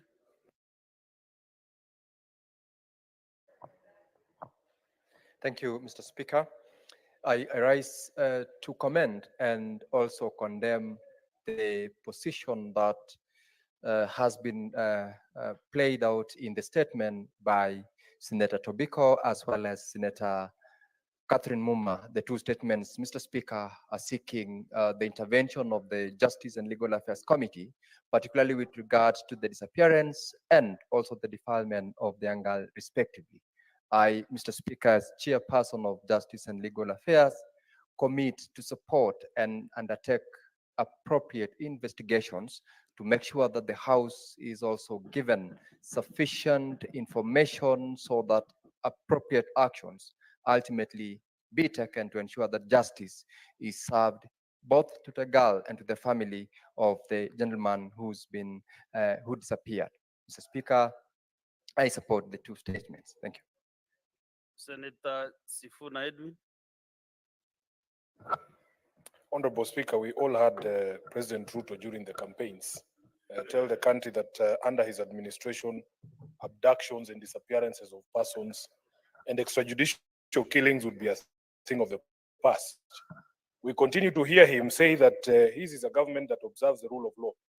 Honorable Speaker, as we speak today, the acting Inspector General of Police has been convicted and is subject to a 6-month jail term just because he's been instructed by his superiors not to honor court summons to appear to explain the disappearance of Bob Njagi, somebody that I know personally, Jamil Langton and Aslam Langton. Honorable Speaker, there is nobody who can be happy to live in a country such as this. And you can see here from both sides of the house, no one can support these happenings in our country. Just across the border in Dar es Salaam, the police plucked somebody, an opposition leader from the Chadema party, from a moving bus in the full glare of the public. And the guy in ours turned up dead, Honorable Speaker, and his face has been disfigured by acid. We cannot be spoken to in the same terms as countries like Tanzania. Even this young MCA from Wajir was plucked from the streets of Nairobi. So, Honorable Chair, we would want that we all as leaders take a very strong position and ask William Ruto. We will not ask you about the other promises you break. Even if you don't build us the roads and the stadiums you promised us, please stop killing us. Stop abducting people and bodies showing up in quarries. At the end of the day, Mr. Speaker, it is the responsibility of government to protect life and limb, and every disappearance must be explained by none other than William Ruto. I thank you, Honorable Speaker. Number 105 on statement of fact. And for my good friend Senator Sifuna to understand it, because it's clear he doesn't understand the standing orders. 105.1, a senator shall be responsible for the accuracy of any facts that the senator alleges to be true and may be required to substantiate any such facts instantly. You have heard Senator Sifuna allege that William Ruto, the president of Kenya, Mr. Speaker, is killing Kenyans. Can he substantiate that claim, Mr. Speaker? Failure to which he withdraws, apologizes, Mr. Speaker, and that statement be expunged from the records of this House, Mr. Speaker. Senator Sifuna, you have been accused that your statement is bordering on some allegations. Honorable Speaker, it's like the majority leader met me yesterday. I will stand by the truth without fear. It is the responsibility of government to protect the life of Kenyans. It is public knowledge that these people are being abducted by police officers. It is his government. So he cannot run away from the responsibility. Who are we supposed to ask? Samia Suluhu. He is the person responsible for the protection of the lives of Kenyans, and he is the one we will ask. I will not be intimidated on this. Senator Sifuna, the issue is, you mentioned that... Let him read back what I said. I said his government is responsible for the killing of Kenyans. Yes. So you can refer back to the Hansard. Okay. I know what I said. I know what I said. You cannot speak for me. because we You have cannot speak rules for me. in this house. Yeah, I go will back to the request- answer. I will request for the answer Correct.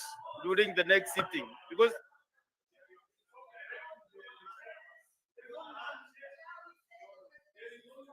what? On the members, when there is a dispute, when there is, that answer can be produced. Listen, honorable senators, Senator Sifuna, what I'm saying is, before the end of this sitting, that answer should be produced before me.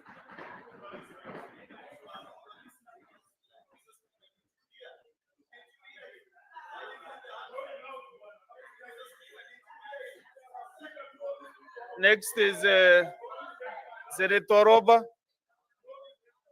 Okay. Senator Nyonka. Senator Sifuna, now you risk. Thank you. Kindly restrain yourself from making. Thank you, a lot Mr. of Speaker. noise. I would like, Kindly. thank you, Mr. Speaker. I would like my colleagues to sometimes go and listen to American political analysts, what they talk about Joe Biden. They used to call him Crooked Joe. They call Trump an abuser, a rapist. Sometimes we just need to be honest with ourselves. Mr. Speaker, I want to say something to my colleagues in this House. And I'm not pontificating, it's just my reality. I feel because of the issues that I've been raising, I could be abducted. And I am not anti-government. What I am saying is that our country deserves better.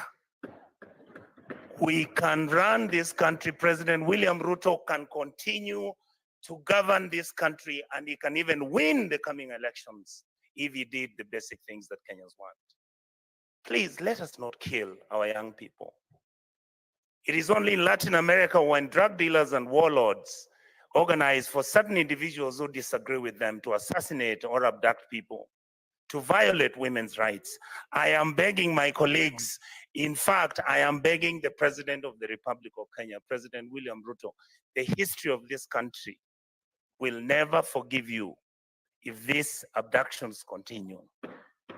If individuals have extrajudicial killings where they are murdered because they have a different political opinion or where they are questioning government policy and decisions, let us not think this is the reason why the young men went to the streets. They felt that we were not doing our job. Our job is to tell them.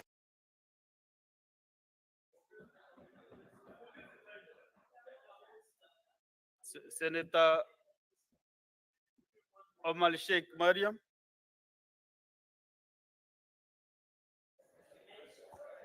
Thank you, Mr. Speaker, for giving me this opportunity. Mr. Speaker, in the Constitution of Kenya, there is a right to life. And life starts on conception. Mr. Speaker, if we continue like this, abducting, extrajudiciary, extra killing, Mr. Speaker, there is no democracy in Kenya. Mr. Speaker, how can we explain to the new family of MCA of Wajir? How can we explain to a kid who is now 2 years old? Mr. Speaker, we need justice in every part of the Kenya. Mr. Speaker, if Kenya goes like this, what's the difference between Kenya and Somali? Where do we live? And Kenya is home. Mr. Speaker, we need a safe place to take care of our kids, to take care of our properties. Mr. Speaker, let's follow the rule of law. If somebody is, human being is to error. If somebody is to error, there is rule of law, there is court. take the person to the courts, convict, Mr. Speaker. But 6 days, 7 days, where's the MCA? How can we explain to the parents? How can we explain to his mother, who is old mama? She cannot understand this system. Senator Abbas, Sheikh.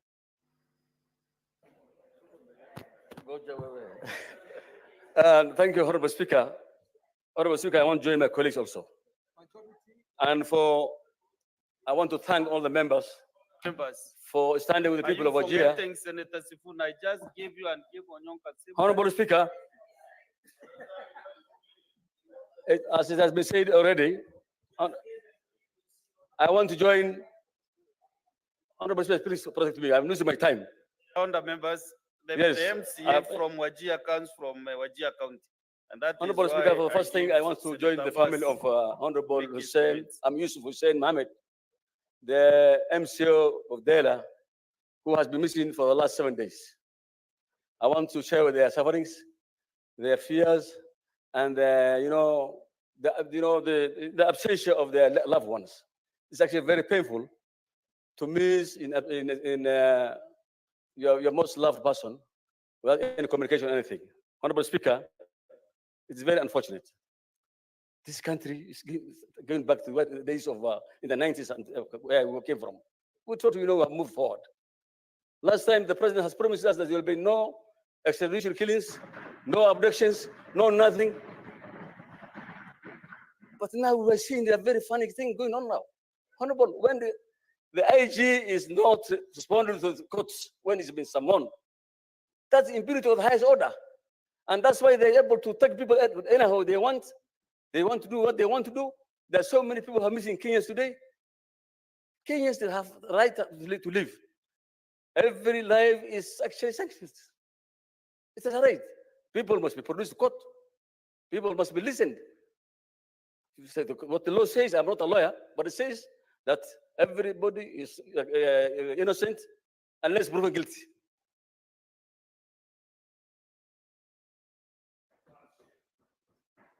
Senator Mwaruma Jones Mwashushi.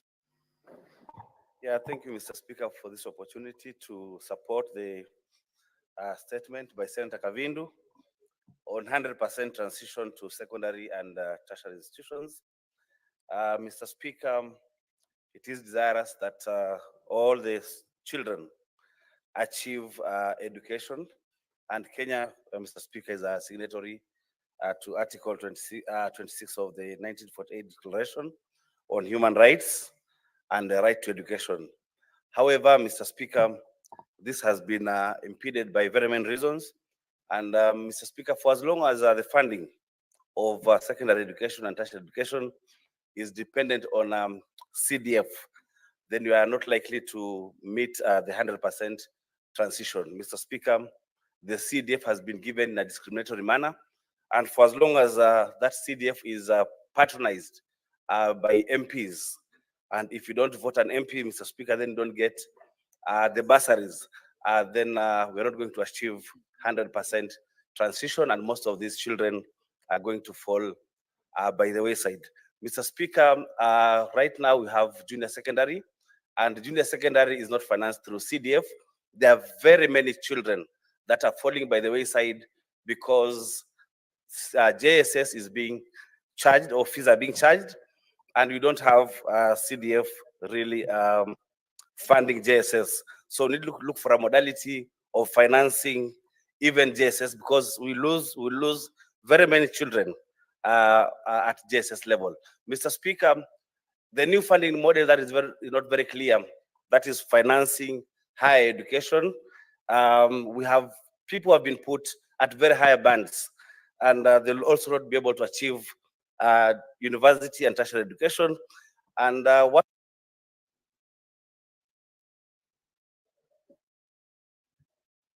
Senator Alexander Mondigi. Asante Bwana Spika, naunga mkono taarifa ambaye imeletwe na Senator Mandango ya kuhusu wakulima mambo ya maziwa. nataka kuunga mkono wale watu wataenda kuchunguza, waangalie vizuri, kwa sababu wakulima haswa watu wa Embu County, sub county Runyenje na Manyata wanalima mambo ya maziwa, inaleta shinda.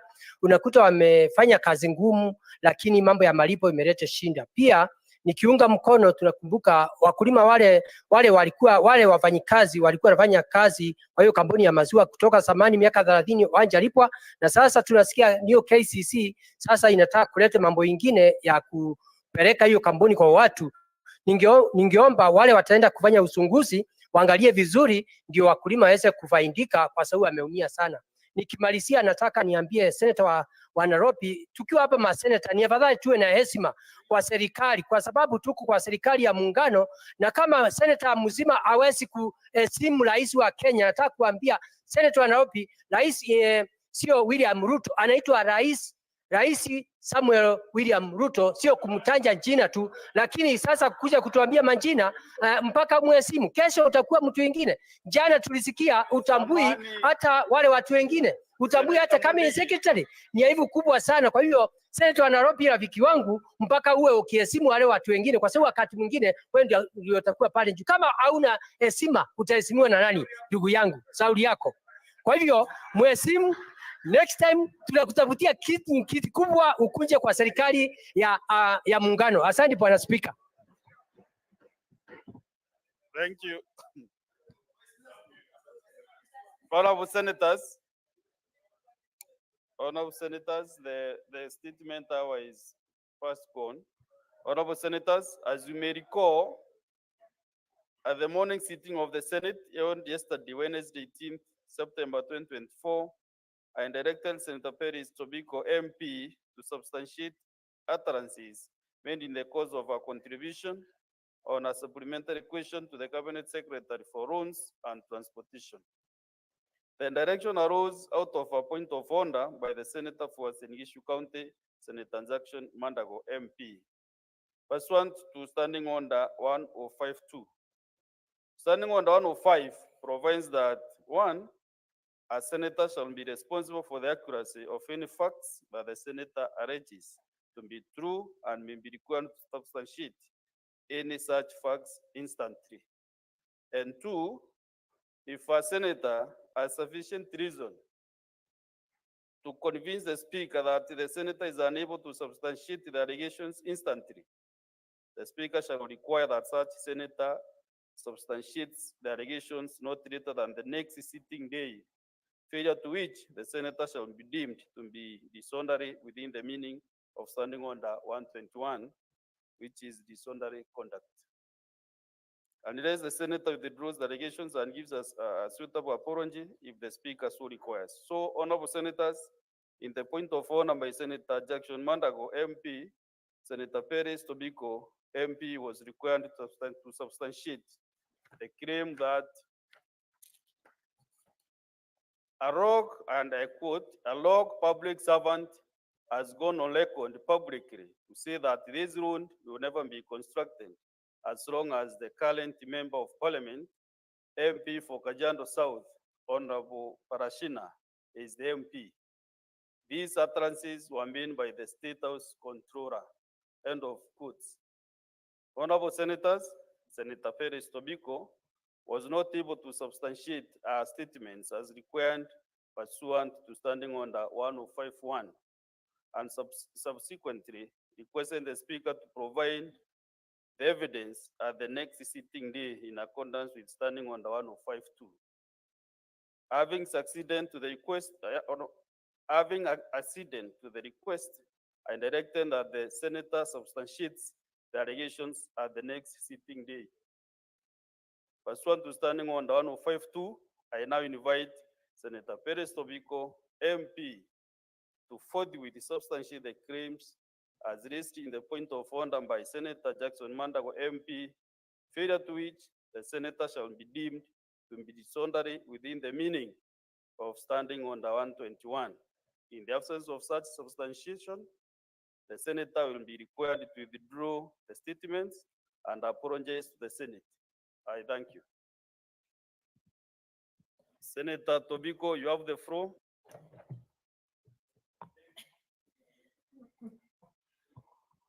Thank you, Mr. Speaker.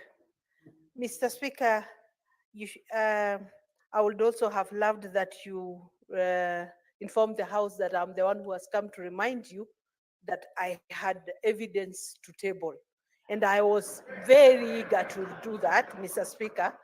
And so I didn't want it to be Senator forgotten. Tobiko, you're out of order. No.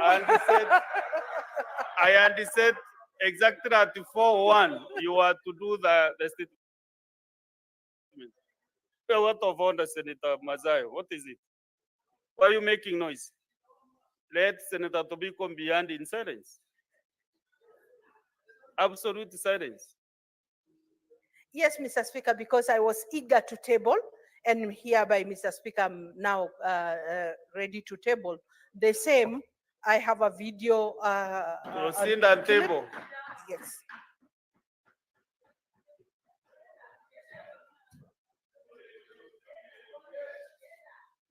Next order.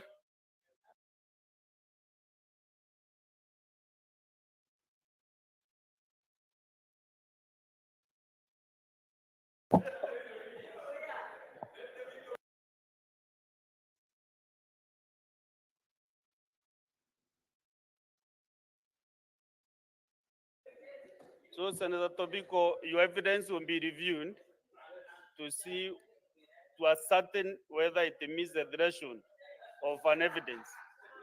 So that will not be done right away, because this is a video, I can see, this is your evidence, it's here. So you don't have the gadgets to do it now. Next order.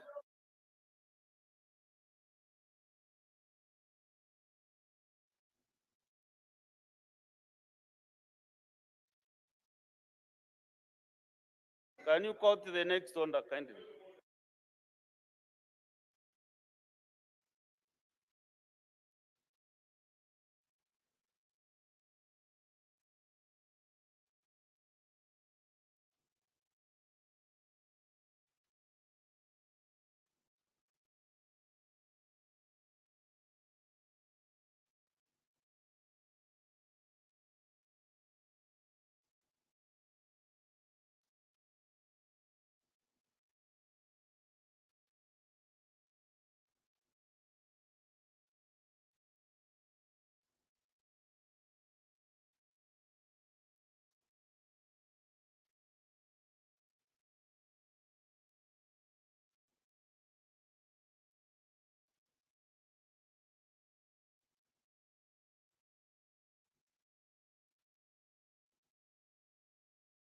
Honorable Senators, Senators, Senator Mudigi, Minority Leader, Senator Mudigi, Minority Leader,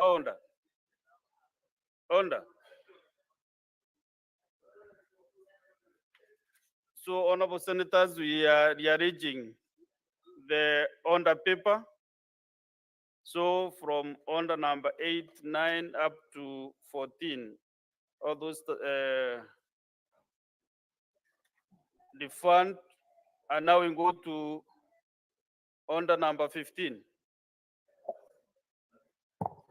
Order number 15, the National Disaster Risk Management Bill, National Assembly Bills number 24 of 2023, resumption of debate interrupted on Wednesday, 18th September 2024, afternoon sitting.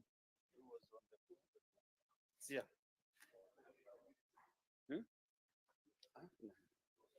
Which one is this?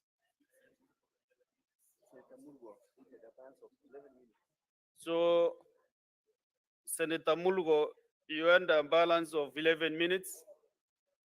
If you are ready, you can proceed and utilize 11 minutes. If you are done, then we can give another senator to proceed.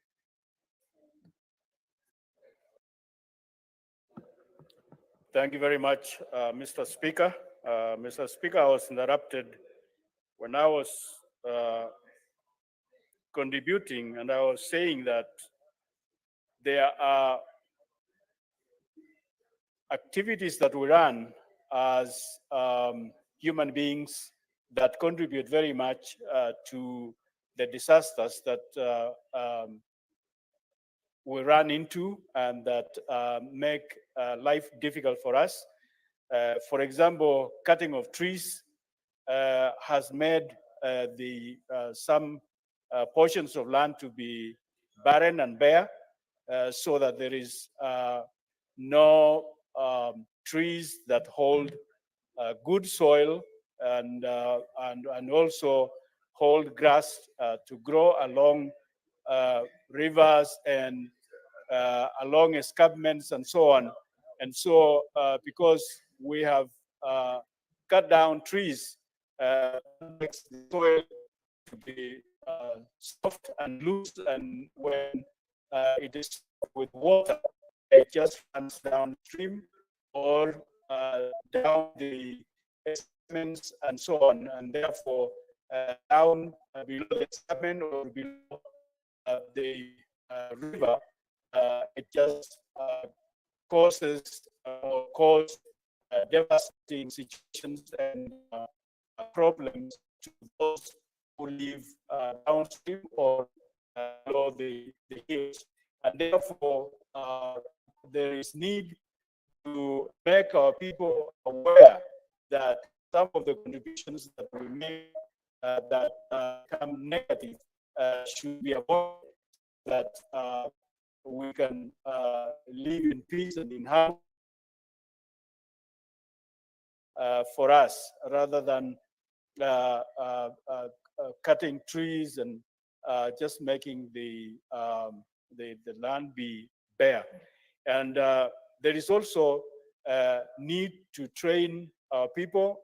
We have, as somebody said yesterday, we have a lot of graduates and engineers that can be involved in making our people aware as to how to conserve soil and to conserve forests and nature, so that these disasters that happen will not be as frequent as they are today in our time, and also to make people know and be aware how to plant and conserve forests. Forests now are really nearly depleted because of lack of knowledge, that people do not know how to take care of trees. I was talking to somebody that is in charge of seedlings a few days ago, and he said that they were ready to distribute. Order, honorable members. So he said that they were ready to distribute Lokichar, Kanamkamer, Takwel, Senator Kakuma, Senator Edwin, please. Lodwa, Listen Loima, to Lokichogyo, Senator in silence. Lokiriama, Kalokol, to distribute Lobei. more than 250 Turkana is watching. But he said the sad point about it is that people will take seedlings and just place them anyhowly, or plant and not really take care of them. So he said that all the seedlings Naikara, Shangoe, Ilimatwo.